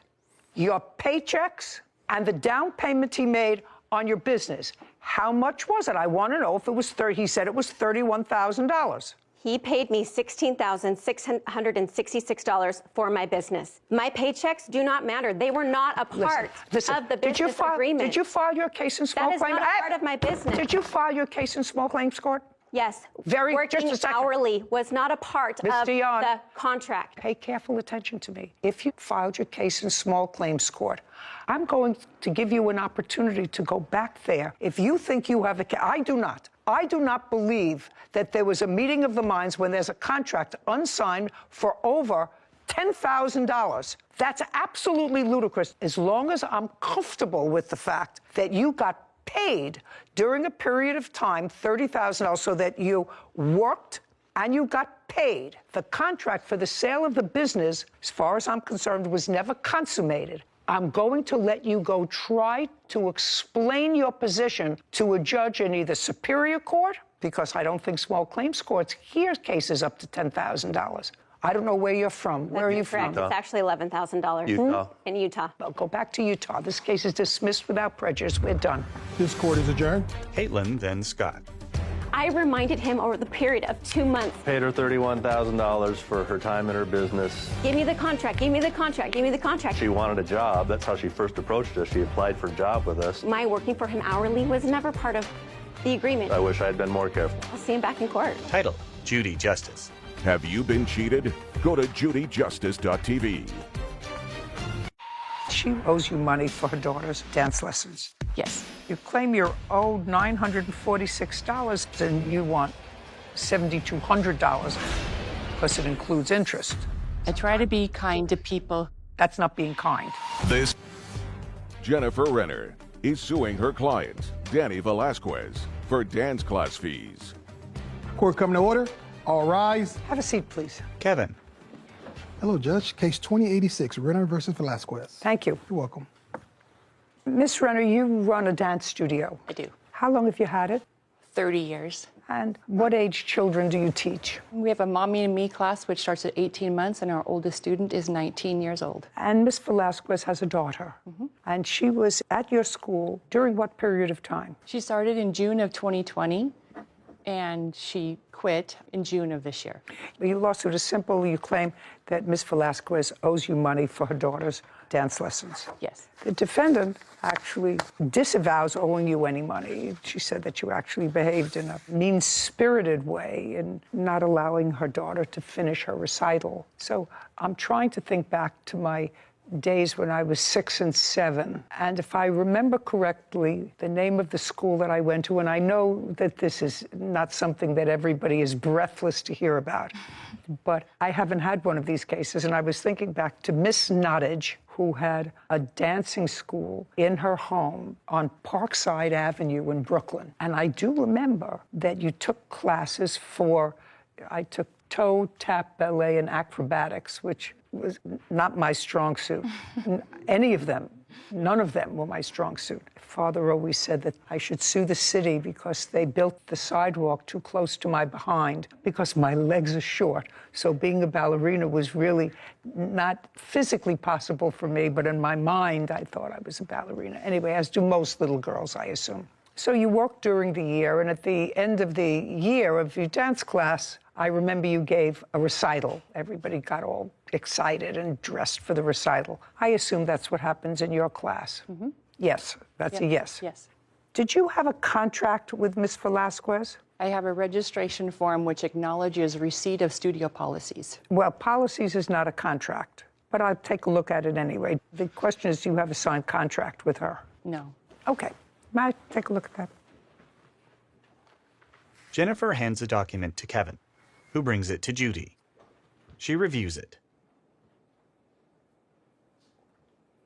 According to these policies, which are not a written contract because she has not signed this document in particular, you say you acknowledge receipt of it.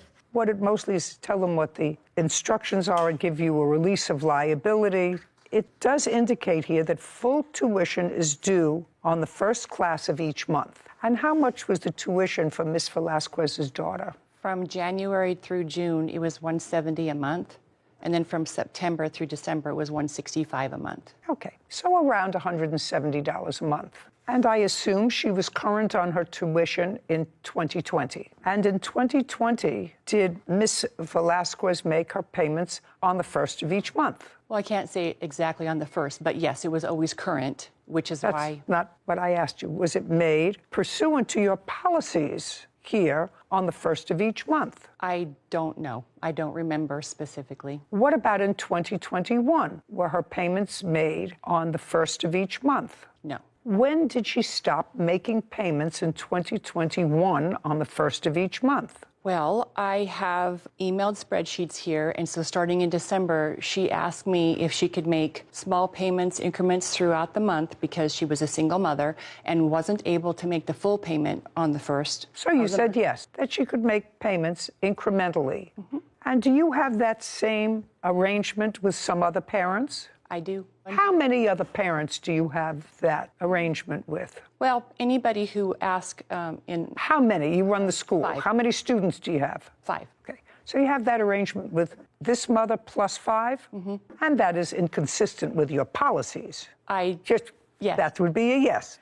Now, tell me what happened, Ms. Velasquez, that caused you to fall behind in your payments. You acknowledge you fell behind in your payments. Yes, I do. When did you fall behind in your payments? I asked Ms. Renner if I could start making payments in September of 2021, which I have written as well, if you would like to see that. And in October, I didn't pay anything because my father passed away. And I explained that to her, and then I made up for it in November through payments, and I just continued to pay as I could with being a single mom. Well, that's not a reason to not pay her, being a single mom, as you could. You understand that? Yeah, absolutely. Okay, so I'm sure you're doing the best you can. You're trying to give your little girl, how old is she? 9. 9.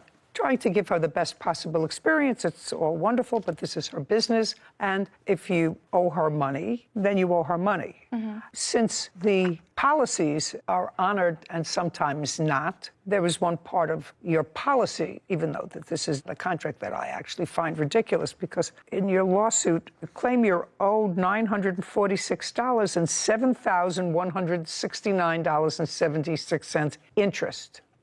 That's not happening. And it's not happening. You gave me an easy out because you really don't enforce your own policies. I try to be kind to people who And I try to be kind too. Being kind is not suing somebody for $900 and suing them for $9,000.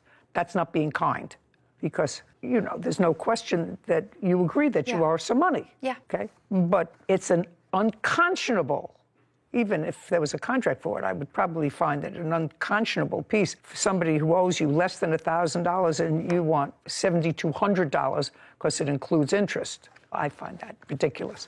How many students were in Ms. Velasquez's class? Approximately 18. When you say approximately 18, the number varied based on what? Well, my memory, it was either 18 or 19 children. I don't remember how many. That's a very large class. Are you the sole teacher? Well, I do the ballet, and I have a teacher who teaches the jazz class. Your daughter takes ballet or jazz, or both? Yeah. Your daughter stopped going to school when? May 17th. Tell me the circumstances. That was when I got a ledger from the studio that said that I owed $965. And my math was thinking I was closer to like 360. So I kept messaging and asking where the confusion was. And I didn't get a response until May 27th. That said what? That said I owed $1,300. And this was from Miss Jenny. And that was for late fees? What was it for? The dance team and the costumes for the recital that was coming up. Okay. Well, do you have a ledger? And I'd like to see your ledger. So far, I have, according to you, what you owe, because you did a breakdown of what you owe. It is your claim that you owe $846, correct? Yep. And she says you owe $946. That's without the interest and the late fees. Yeah. So you are actually, based upon raw numbers, $100 apart. I have an email from her stating that she owes $947. I'd like to see it, please. And later today. Do you keep certain amount of clothes at Miss Barnes' apartment? No, Your Honor, they're usually in my truck. So you stay with your mom? Yeah, that's my primary residence. Like, it's maybe two days out of a week. Mr. White, this is what we're getting. You see where we're starting to smile now?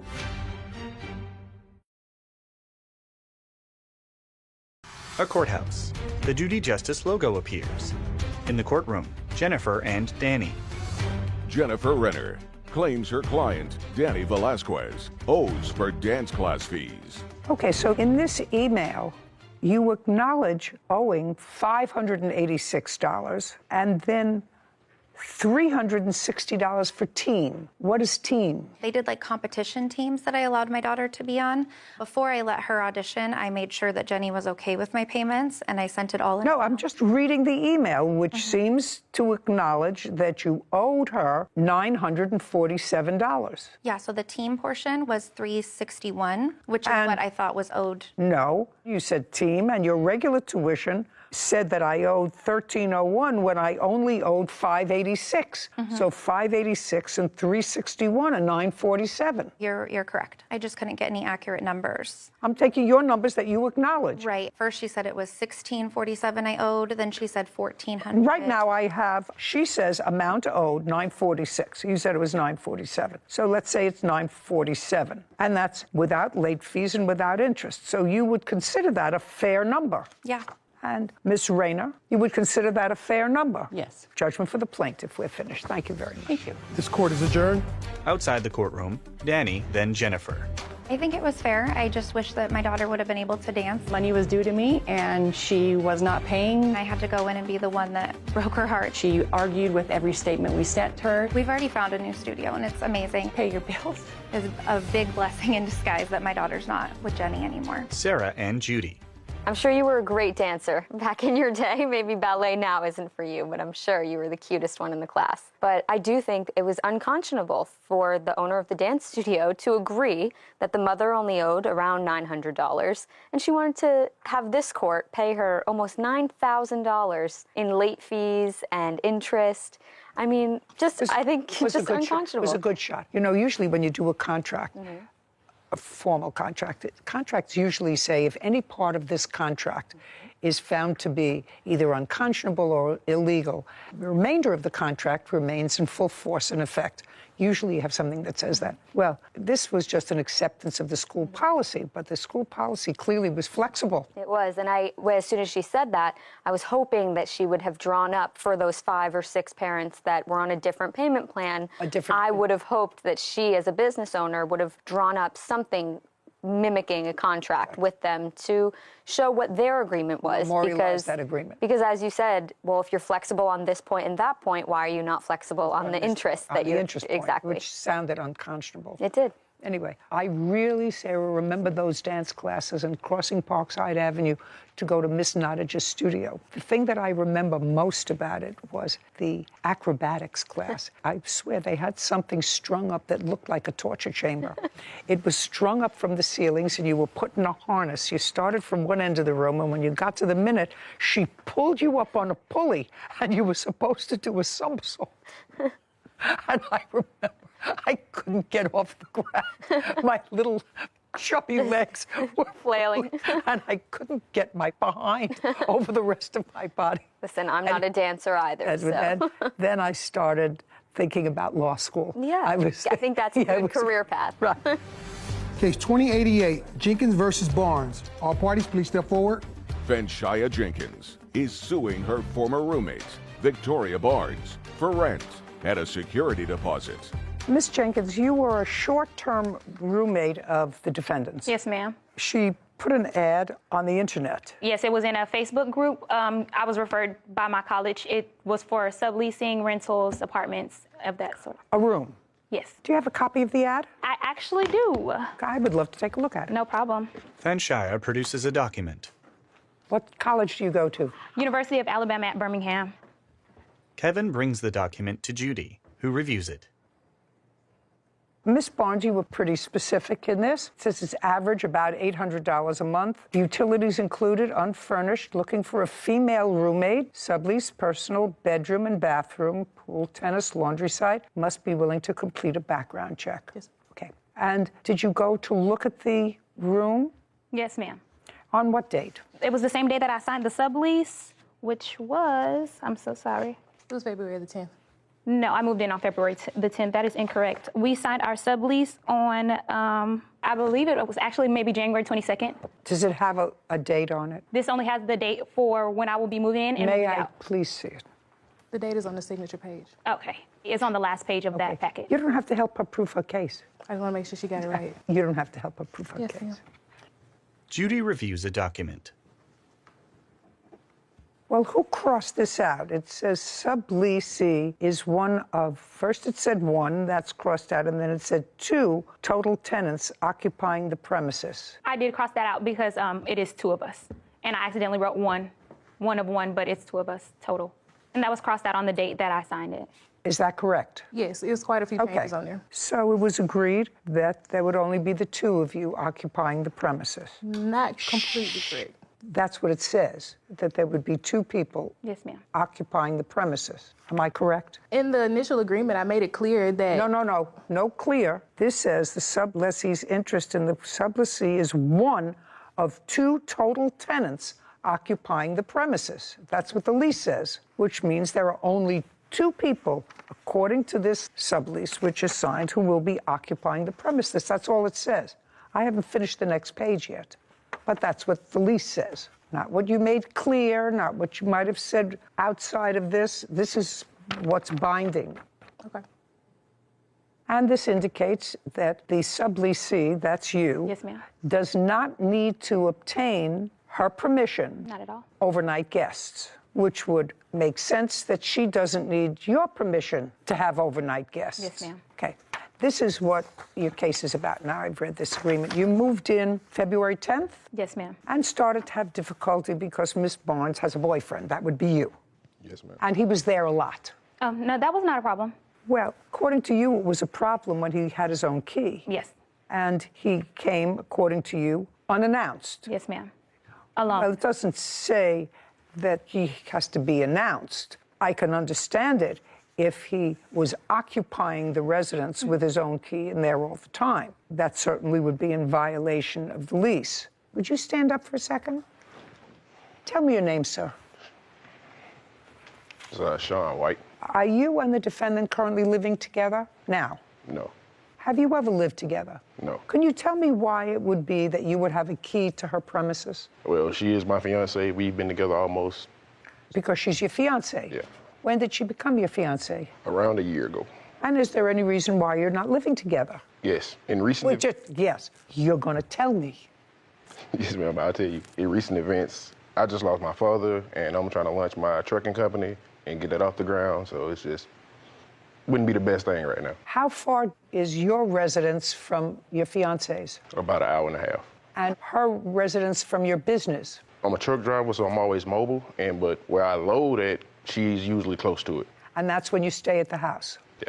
And how many times a week do you load your truck? Close to her, maybe 2 or 3 times. 2 or 3 times a week? Yeah. So that means that you're spending either 2 or 3 nights a week at her house? Yes. Yes.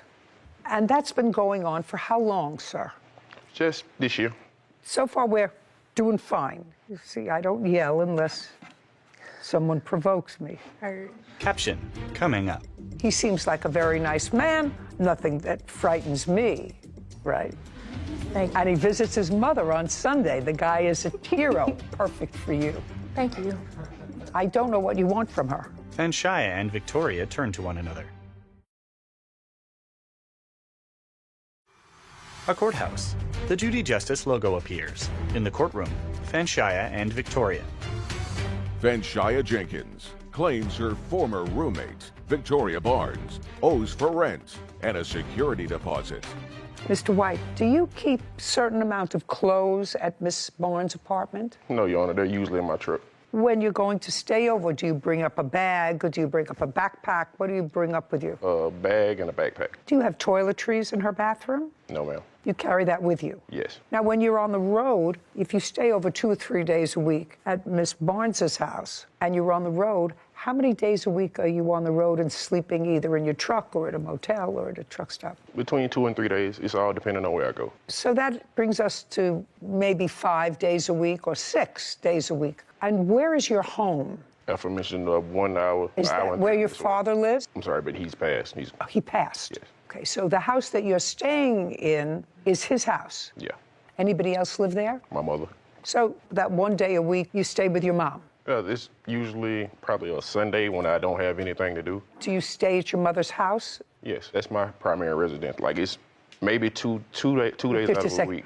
Mr. White, this is what we're getting. You see where we're starting to smile now? If you see your mother on Sundays and you're on the road half the week and you're at the defendant's house half a week, you can tell me from today until the cows come home that your mother's house is your primary residence. But if you look at it objectively, put your hand down. If you look at it objectively, you're on the road part-time. When you're not on the road, 3 times as many days a week you stay at her house. 1 day you stay at your mother's house, and you tell me that that's been going on since the beginning of the year, which would be January or so of 2022. That's what you just told me, and that actually makes sense. I beg to differ, though. Like, the time that I stay there, it might be 8 hours, and then I'm back on the road. I don't care. And it's like maybe 2 days out of the week. Now you can sit down, Mr. White. Wait.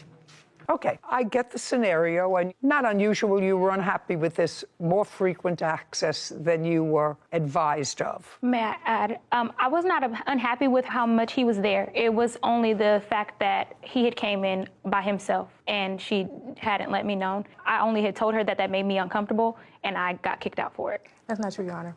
Well, when you say got kicked out, I think you acknowledge that you gave her a 30-day notice to leave. Yes, ma'am, I did. And other than this issue of house guests, were there any other issues that you had with her? When the situation happened, she texted me and asked me where I was. I told her when I got home that we can have a conversation, and that's when an argument ensued, and multiple arguments happened after that. Were they all about house guests? Just about, yes, ma'am. And at the beginning, they were all about Mr. White. Right. Okay.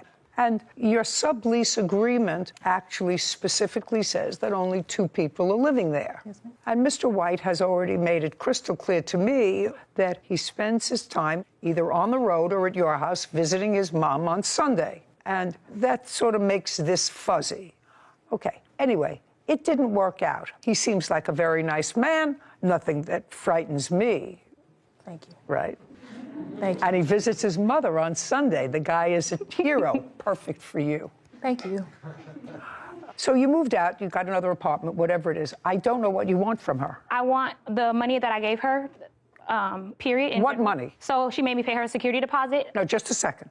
Yes, ma'am. Security deposit. Yes. Fine. Did you get your security No, ma'am. deposit back? Absolutely not. How much was your security deposit? $350. Okay. Did you return her security deposit? No, ma'am. Okay. You have to return her security deposit. Well, be it as though she left the room damaged, I didn't feel like I needed to. You have photographs of the damage? I have stained carpets. Just a second. Do you have photographs of the damage? No, ma'am. Good. $350. She gets her security deposit back. Yes, ma'am. What's next? The remainder of the rent for the month that I moved out, which I moved out within. Just a second. Yes. Did you pay her March's rent? Yes, ma'am. You did? Yes, ma'am. Okay. You paid that the beginning of the month? Yes, ma'am.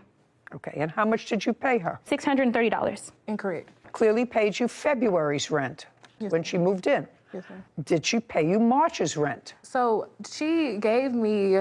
That's either a yes or a no. If she paid you March's rent, did you get 2 months' rent from the plaintiff. Yes, I did. Okay. And she moved out. Can I explain why I don't feel like I'm entitled to give her the money back? Because the apartment complex, when we got into the initial argument and I was made aware of the slander and the allegations that she was portraying against Sean and myself, I was told that being as though I made it legal on paper that she has 30 days to the resident, that she would still access to my apartment for the remainder of the month of March until the 17th of April. And also Sean has seen her sending people to my house, her coming in and out of my house when I was at work, supposedly gathering her things, but my personal belongings came up missing. Oh, and she had access. Hold on one second.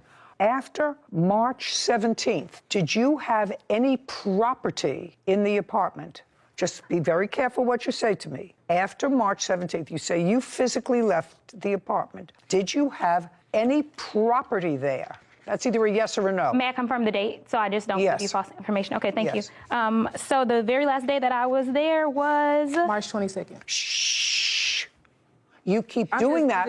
You keep doing that. I'm sorry. Okay, good. Okay, so the very last day that I was there was on, I believe, March 20th. Oh, then you owe for the month of March. Then you get your security deposit back, $350. We're finished. Thank you very much. But that's all, Judge. What? That's what she gets, her security deposit back. That's it. She gets her security back. Doesn't get rent, doesn't get moving costs, doesn't get damages. She gets her security deposit back. Goodbye.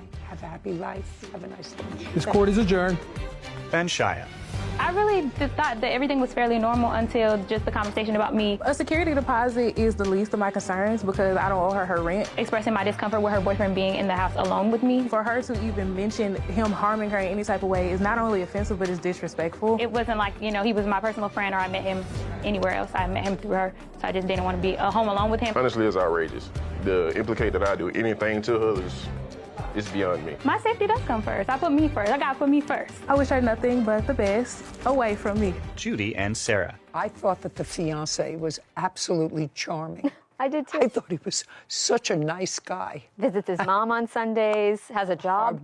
Hard-working, regular, stayed home while his dad was ill. Really a nice guy. But it was clear that he may say my primary residence is with his mother, but that's a visit on Sunday. When he can, he stays with his fiancée in the house. Clearly that was not part of the lease, but forget about that, Sarah.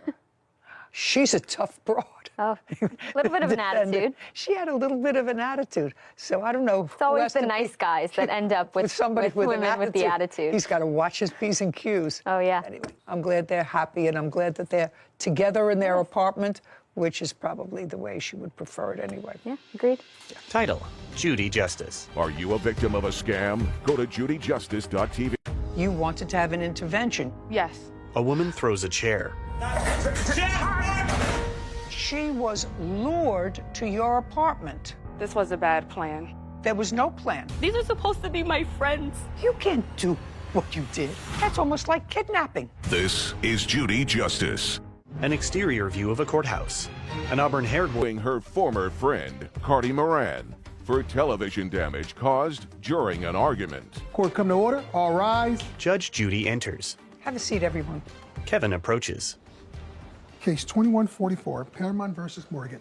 Thank you. You're welcome. Judy turns to Jennifer. Ms. Paramount, you and the defendant had been friends. Yes. Then, according to what I read, there was a falling out, which you will tell me about briefly. Subsequently, and without too much time having passed, you decided to conduct an intervention, a drug intervention, with the defendant. Yes. And it is your claim that during that drug intervention, she damaged your television set, and you want her to pay for a new TV. That's what your case is about. The defendant has a cross-complaint. She says she's missing some sort of a speaker. I don't know what that is.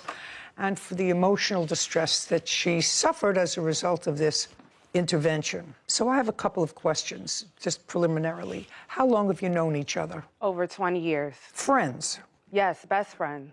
Former best friends. Former best friends. But there came a time, according to your complaint, that there was a falling out. And when was that? That was in May of this year. And what was the falling out about? It was about our mutual friend and... This gentleman? Yes. What about your mutual friend? He was in the hospital, and we were all taking care of him. And she felt adamant to tell me that I need to do certain things for him. And I was letting her know that if he needs to tell me he needs my help, he can tell me. Okay, there were several people looking after him while he was in the hospital, taking turns. Is that right? Yes. And she was telling you things that you should be doing for him, and you said to her, if he wants me to do something, let him tell me, you don't direct me. Correct. Okay, tell me the next thing that happened that brings us to court today. Well, after that, in May, I blocked her. We didn't speak. Did you go to visit him? Oh, yes. Oh, yes. And did you? Yes. So you both did. Okay, so you blocked her in May. Then what's the next thing that happened? Now we're in September, and this was... And between May and September, you haven't seen her? Haven't seen her. Okay. And now it's September. It's Labor Day weekend, and our friend Brandon wanted to mend our friendship back together. And it kind of did, because we've been friends for so long. We talked and kind of mended. Okay. Okay, so I unblocked her. And then on that Sunday, September 4th, she calls me at 7 o'clock in the morning, and I guess she still felt uneasy about, you know, us not talking for so long, that she demanded an apology from me. She called you early in the morning demanding an apology for what? For basically just, I was in the wrong of not listening to her about our friend. Okay, and then what happened? So I refused to give her an apology. I said, we can move past it, but I'm not apologizing, which she got upset again and hung up the phone on me. And after that, she basically called a family member of mine. Not basically. Sorry. You say that she placed a call to a family member. Yes. Okay, and you can't tell me what that family member told you because that's hearsay. You Correct. understand that? Okay, so she called a family member, and that was on September 4th. Yes. Okay, the family member called you. The family member actually... Did what? Actually lives with me. So they didn't call me. Okay, well, you can tell me the relationship. It's just family. Okay, family member who lives with you, and? So she was calling that family member, asking for... You can't tell me what any of that was about. I'm sorry. So after the conversation with the family member told me what she said. I know, I'm not saying the conversation. Absolutely right. So I told Brandon what she said, and we thought at the time, let's have an intervention. Okay, now, so without giving any credibility to any out-of-court statements, I assume by the word intervention, you had a suspicion that the defendant was using drugs or alcohol. Yes. Before that, before September 4th, did you have any knowledge of ongoing substance abuse with your best friend? Yes. Since when? For a very long time. Okay. Did you ever discuss the drug use with her? Yes. Well, you can tell me what those discussions were like. What kind of drugs were you afraid she was using? I prefer not to say. Well, you can't not say. That's what this is all about. You wanted to have an intervention. You didn't want to have an intervention because she was having caramel-covered popcorn. There was a controlled substance, I assume, that you were afraid she was using. Yes. Which was what? Cocaine. Have you ever seen her using cocaine? Yes. Did you ever use cocaine with her? Yes. Between May and September, had you ever used cocaine with her? No. So it was before that? Yes. His name is Brandon? Yes. Had Brandon ever used cocaine with the two of you? No. Did you ever see Brandon use cocaine? No. Okay. So you, who had used cocaine with her, decided to have an intervention with Brandon? Yes. What do you do for a living? I'm an inbound call agent. I sell tickets. Okay. And what does Brandon do? He's disabled. And who was going to be at this intervention? It was myself, Brandon, and another mutual friend. Mutual friend. Now, this mutual friend, whose name I will not have you state, have you ever seen that mutual friend use any sort of controlled substance? Answer the question. Yes. Yes. So now you have two people who've used controlled substance, one who has not, to your knowledge, doing an intervention. Correct. Okay, and do you know what an intervention is? Yes. What is it? It's basically a meeting of the minds of having a discussion with one person about an issue that... And who's there? Who's there? Yeah. Oh, I would say trusted people that I would feel that they were... Sarah, I want you to look up the word intervention. and read me the very, very simplistic definition of an intervention. From the Mayo Clinic, an intervention is a carefully planned process that may be done by family and friends in consultation with a doctor or professional, such as a licensed alcohol and drug counselor, or directed by an intervention professional called an interventionalist. Okay, so what you don't have is something, I assume, this conversation occurred on September 4th. Correct. Was it on that same day that you decided to have an intervention? Yes. Okay. So let's start with the word well-planned, not as a result of a conversation that you have with somebody. And it's a well-planned event done in conjunction with very often relatives or close family who have a concern that something is out of control, some abusive behavior that's related to either alcohol or other controlled substances, in conjunction with a licensed professional where everything is synchronized, but managed by a professional. Do you understand? Yes, this was a bad plan. There was no plan. It was a plan made because you were annoyed. Cardi nods. Caption coming up.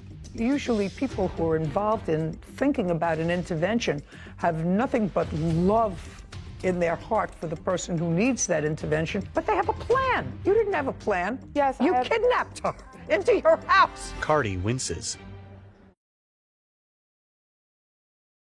A courthouse. The Judy Justice logo appears. In the courtroom, Jennifer and Cardi. Jennifer Paramon claims her former friend, Cardi Moran, broke her television. Cardi is countersuing for emotional distress.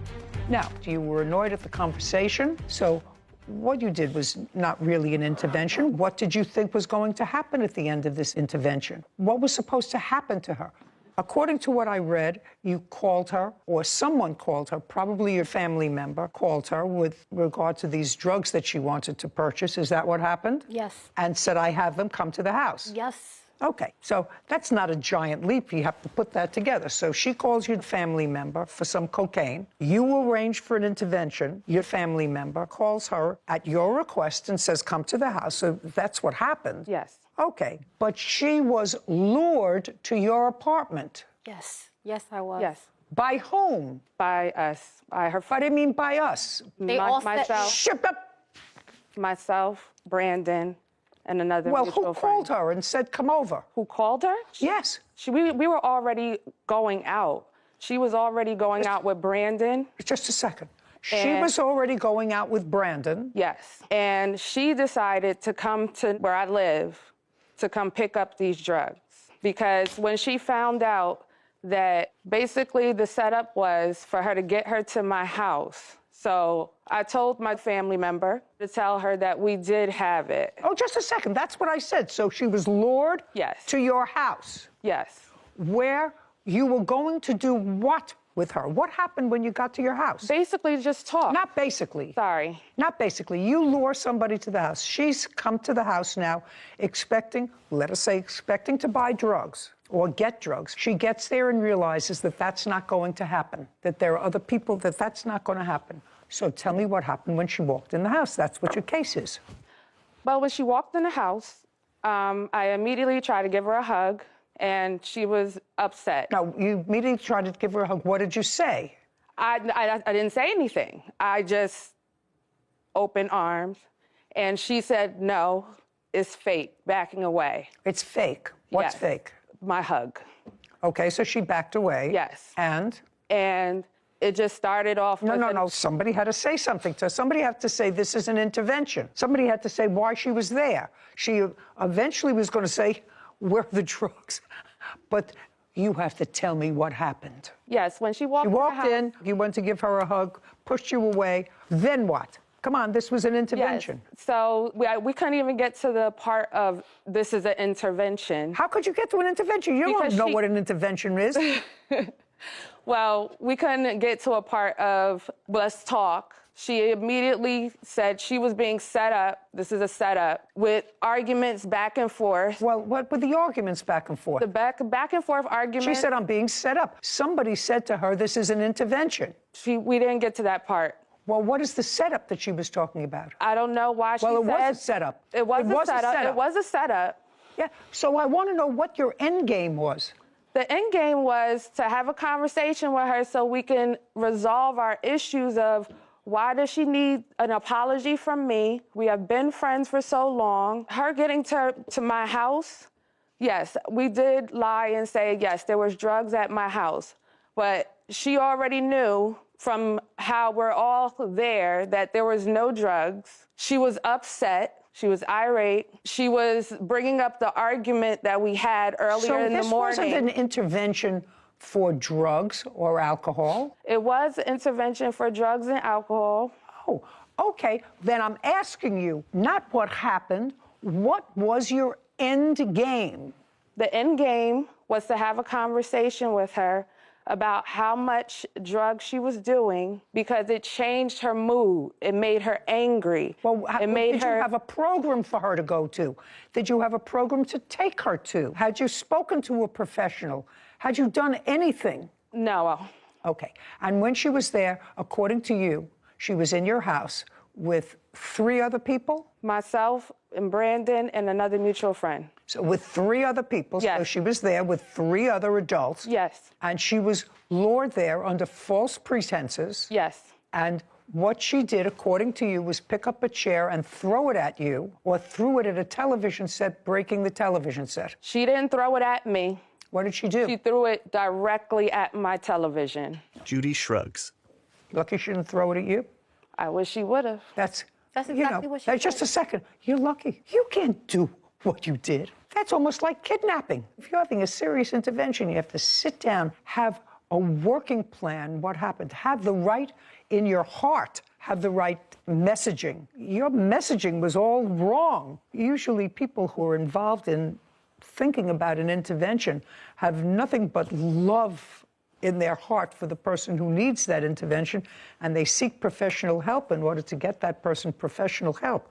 But they have a plan. You didn't have a plan. Yes, you kidnapped her into your house. It was you bad. Can't do that. It was bad. It was very bad. Yeah. So you fix your own television set. Your case is dismissed. But, Your Honor, I have it all on video. Did she break your TV? Yes. I'm going to look at the video. Your case is still going to be dismissed. I believe she broke your TV. Show me the video. I believe it. And I also have I believe that you're lucky that's all she did in order to get out of your apartment. Did she ultimately leave your apartment? Forcefully, yes. I kicked her out. So forcefully, you tricked her into coming in, and then you kicked her out? Yes, after breaking my property. Okay. Video footage. I said... Cardi throws a chair. Are you serious? I'm ready. Are you serious? Why am I being recorded? Just a second. I don't know why you're being recorded. In any event, as I said, your case is dismissed. Fix your own TV. You have a counterclaim. Yes. And your counterclaim, I don't know what this speaker is. What is a speaker? A speaker, you connect your phone to Bluetooth and you hear music on it. Okay, so what was it doing at her house? Shh. We were supposed to be hanging out. So I was supposed to be hanging out with Brandon and another mutual friend.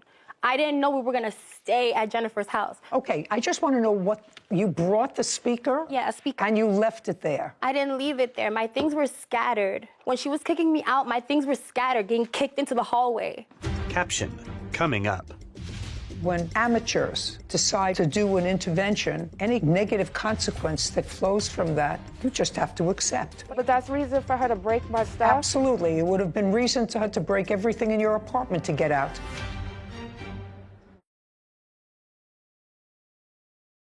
A courthouse. The Judy Justice logo appears. In the courtroom, Jennifer and Cardi. Jennifer Paramon has accused her former friend, Cardi Moran, of breaking her television. Cardi claims Jennifer caused emotional distress after being tricked by Jennifer. Okay.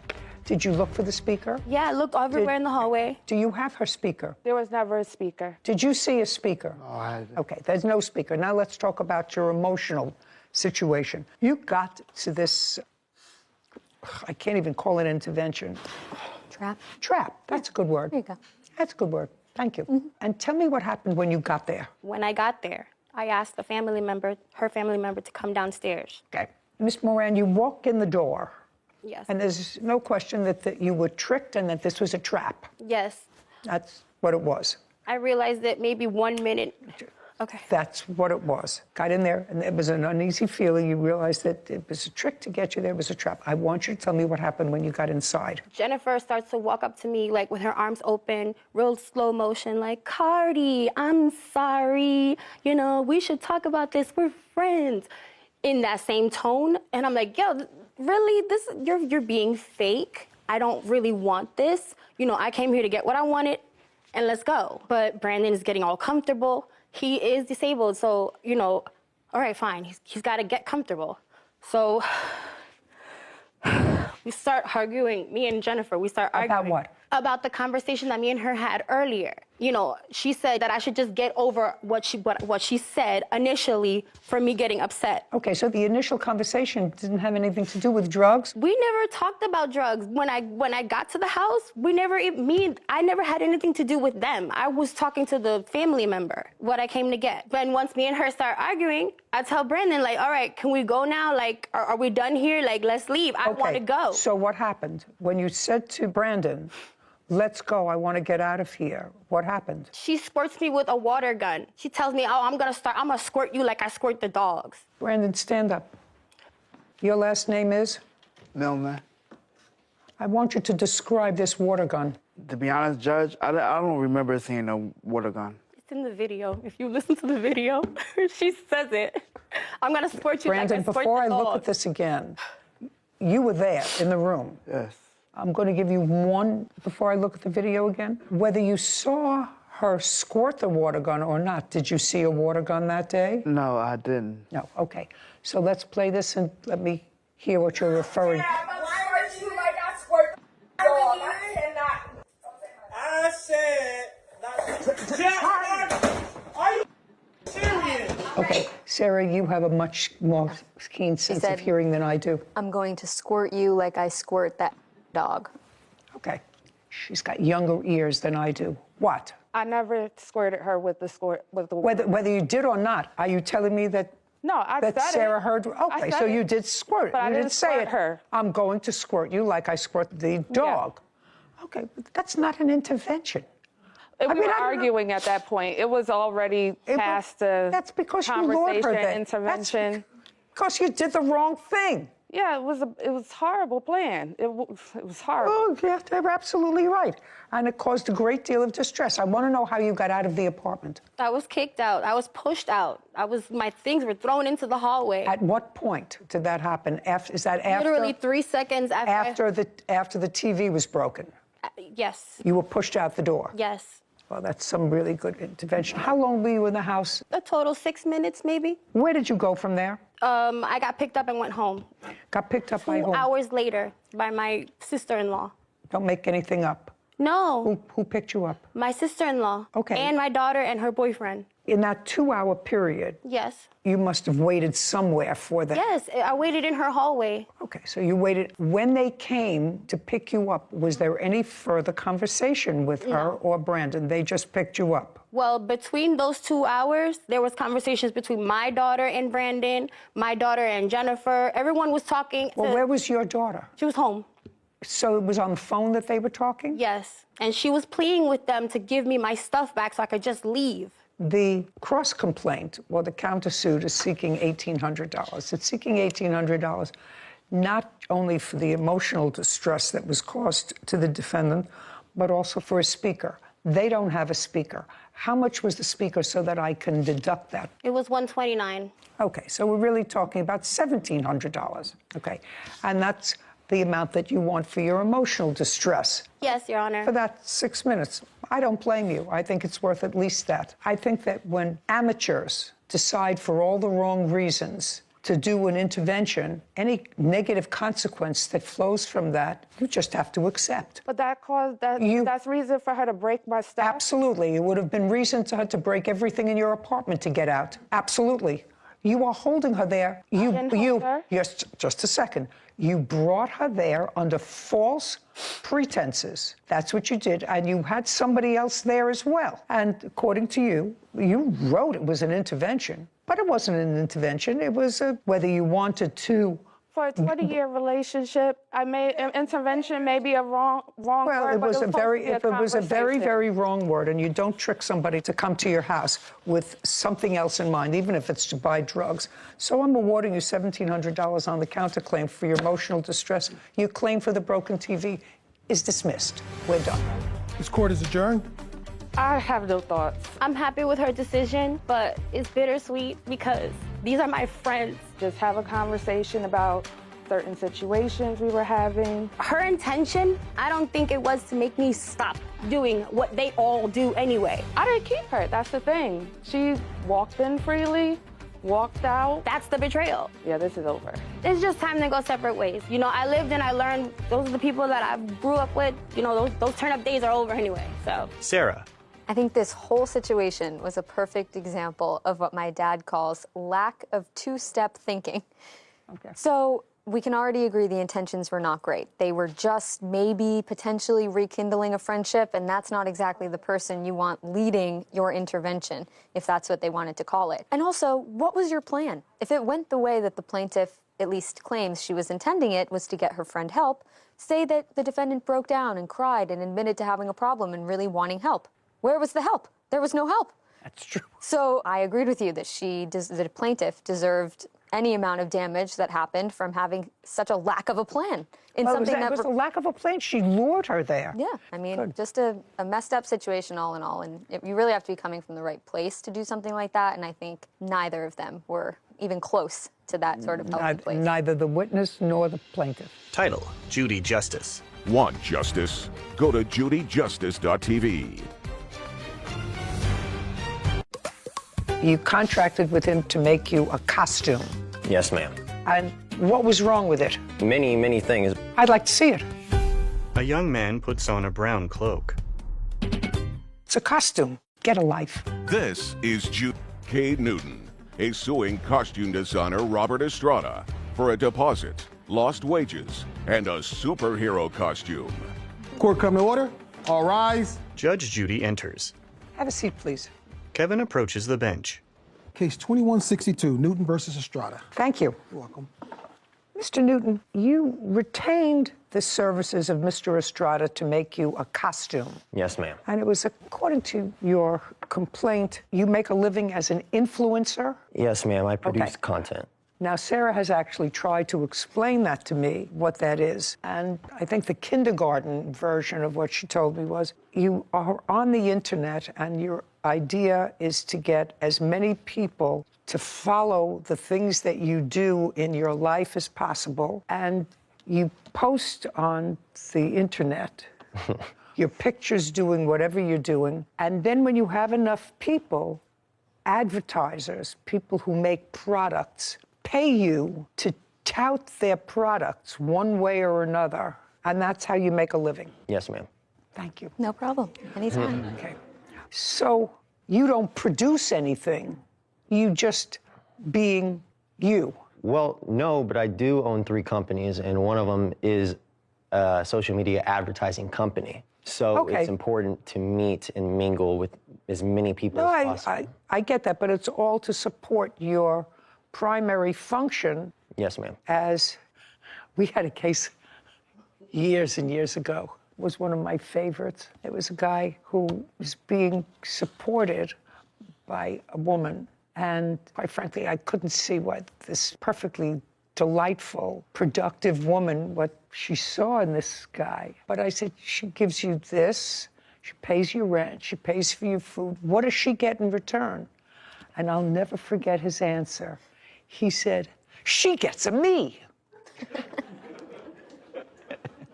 So I don't know why that came to mind when you're talking about being an influencer. What do you, how does that happen? Anyway, you asked Mr. Estrada to do a costume for you. You like to go to events. I don't have to hear all about it. I sort of understand it a little bit now. You contracted with him to make this costume for you for $1,000. You paid him a $500 deposit. He delivered the costume, albeit he delivered it a little late, but you accepted it, and then you didn't pay him for it because you say it was not made well. Yes. And You have the costume now? Yes, ma'am, I do. Okay. In addition to the costume, you gave him another costume that you wanted him to just put another applique on of something. It was a relatively minor thing. Glue something. Whatever. You asked him to do something. It was work. He's not your brother, uncle, father. You're not related to him. That's his business. And when you refuse to pay him the balance of the costume that he made for you, he has the other costume, and he says, when you pay me, you can get your costume back. Am I clear?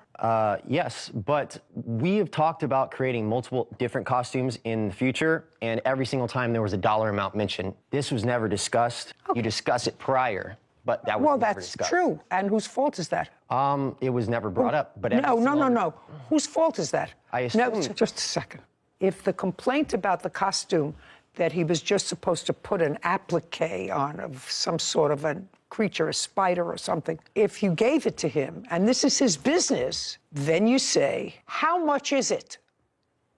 So I'm just letting you foment that in your head, sir. When did you order this costume from him for $1,000? August 7th. And he delivered it in October. October 8th, I believe. And what was wrong with it?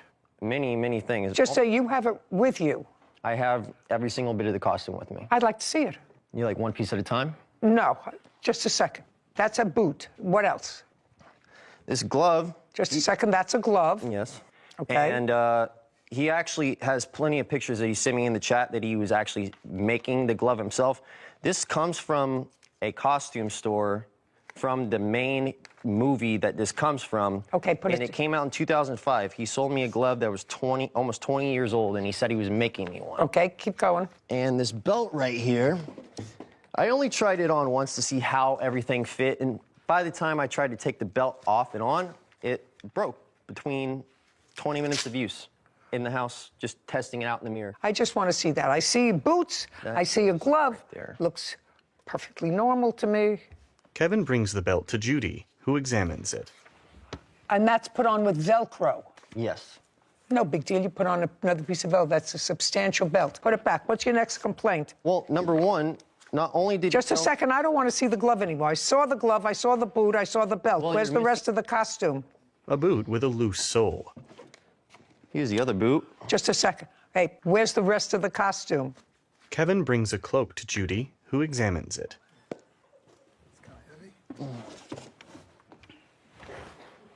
We don't have a mannequin or something we could put this on? We don't have a mannequin or something we could put this on? We could put it on him. Put it on him. Ask him to put it on. I want to see what's wrong with it. It's a costume. Cade puts on the costume. Caption, coming up. Listen to me. I'm not hearing you anymore. I don't think you're being very fair. It's not a popularity contest, sir. You bought something. I bought many things.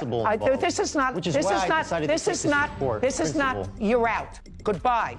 And later today. So you were there for a little less than 12 hours, right? You came at 5 o'clock in the afternoon, and at 4:30, and at 4:30 in the morning, you left. I didn't actually leave. I was told to leave. But you left. A woman nods.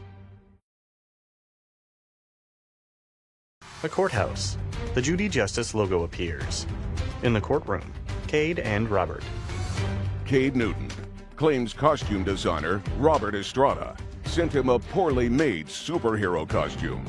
Robert is countersuing for the balance owed on the costume. Okay, now, would you do me a favor? Just put the belt on. I know that you can't use the Velcro because a piece of the Velcro came off. Put the belt around. I just want to see how the belt's supposed to go. For the record, it doesn't go like Just this. a second. I didn't ask you anything. I just said put it on. A cloaked Cade wraps a leather belt around his waist. No, you have. It's actually really difficult with this robe on. Now turn around.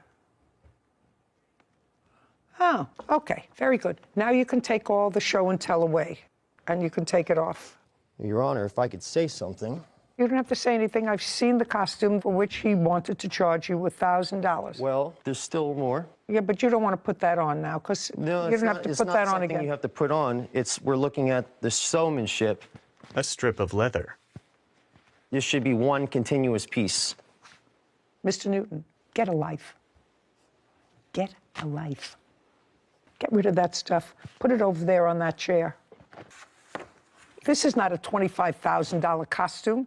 It's a $1,000 costume. If you go into a store to buy any costume, without boots, without leather glove, it's a couple of $100. Not made. And if you don't like the way it was made, don't use the services again. According to what I read, you have lots of costumes. I have two. The one there and the one that he brought of my possession. Oh, okay, so you just have two costumes. Yeah. Great, now you have two. Now you pay him $500 for the costume that he made for you. That's the balance that you owe him for the costume. Now we're going to talk a little bit about the... I'm not accepting the costume because it's just not a second. up to my... That's why you're in court, sir. I don't care whether you like it or not. Don't use his services again. He made it. You bought it. Based upon my view of that, it may not be perfect. I paid for it to be perfect. That's Just a the reason second. why I bought Just a second. I like a lot of things perfect, sir. There's a Life reason is why I not bought it. life is not perfect. You're going to pay him for the costume. I paid for No, perfection. you're going to pay him for the costume. That's it. That's why you're here, for me to make a judgment. If I looked at this thing and didn't think that, for instance, when you sent him those boots, were the soles falling off the boots? No, there will not. I didn't think so. That's for my benefit. He's going to pay you the $500 that he owes you for the costume. The belt wasn't. And then he bought it. The belt wasn't falling apart either, but one use, and within 20 minutes of trying it on, and voila. Just a second, Mr. Newton. I'm done with that. I'm on to the next gig. I'm on to your other costume that he was supposed to put an applique on. You have that costume? I do. Very good. Now, I want to tell you something. He didn't send those boots with soles off. They don't fall off by themselves. Just a second. No, they don't fall off by themselves. And I didn't wear it anywhere. I don't care whether you wore it anywhere, and I know they don't fall off by themselves, and he didn't send them that way. So you figure out, let the people out here figure out what's in my head, how the soles came off both of those shoes. You can tell me why one piece of the costume has a bigger arm than the other. Listen to me. I'm not hearing you anymore. I don't think you're being very fair. Listen. Just to be They fair. said it- I'm a big fan of you, but I don't think you're very fair right now. It's not a popularity contest, sir. You bought something. I bought many things. This is not. Which is this why is I not. decided This to take is this not. to court. This is not. Principle. You're out. You're gone. Goodbye. Your case is dismissed. Do you want your costume back? Yes, ma'am. Good. How much was it to put the applique on it? It was $100. $100. Very good. Judgment on the counterclaim, $600. He gets the costume back. Yes. You understand? We're done. Thank you. Court is adjourned. Outside the courtroom, Cade, then Robert. I paid a pretty penny for something that was just fabric and boots. I tried to explain how the costume works, and unfortunately, he didn't really listen. He doesn't listen. It's one of my favorite things of all time. I've always wanted it. Well, I gave him what he wanted, but when I delivered it, he actually didn't take the time to hear me tell him how the suit goes on. Sarah and Judy. So what do you think the likelihood is that the defendant shipped those boots with the soles the way we saw them in court today? 0. I totally agree. I think that the plaintiff thought it would help his case to have a little bit more destroyed of a costume than drama. Maybe it was, and doesn't look good for him. Actually, I thought that what was sent, the boots were substantial. There's no question that he dislodged the soles from them before he came here. The belt was a really substantial belt. What he was complaining about was a piece of Velcro. And it's a costume belt. Velcro comes off the clasp. Yeah, and you put it back on. You just super glue it back on. Absolutely right. There was clearly $1,000 worth of work that went into that costume and putting it together with the boots and the belt and the glove. It was really sort of outrageous that he didn't pay it. Anyway, made my life easy, besides the fact that he was a nudnik. Case 2135, Coleman versus Washington. All parties, please step forward. Koana Coleman is suing caretaker Jessica Washington for stolen money, travel costs, and elder abuse. Miss Coleman, how old is your mother? 90. Do you live with her? I do. How long have you been living with her? 3 years. You're her primary caretaker? Yes, ma'am. She suffers from? Dementia. For how long? I identified it in December of 2019. And I just stayed from that point on, sleeping on her couch. At some point, you had to go out of town for a period of time. Yes. You hired the defendant? Yes, ma'am. How did you get to her? My cousin Andrea was friends with her, and she said that she would be a great candidate. Did you interview her? I spoke with her later on. She came by the house, and... What date did you first speak to her? Maybe about a day or two before I left. And on what date did you leave? the 11th of August. How long were you going to be away for? About 7 days. And tell me, Miss Washington, are you employed now? Yes, I am. By whom? Well, I do self-employment, and I also have my own little business on the side as well, you know, caring for elderly people. Okay. Did you have any special training for the care of the elderly? I got my AED and my CPR. No, not really, because basically I've been just dealing with family members. For how long? I'm gonna say at least like 5 years. And you had no special training for the care of the elderly? Okay, and did you explain that to the plaintiff? She knew that. Don't tell me what she knew. I didn't ask you what she knew. Caption coming up. You left, and when you left, you took the $400 that you found. Because the mother told me to. You mean the mother with dementia and Alzheimer's, who you stayed up with 4:30 in the morning, told you to take the $400? Uh-huh.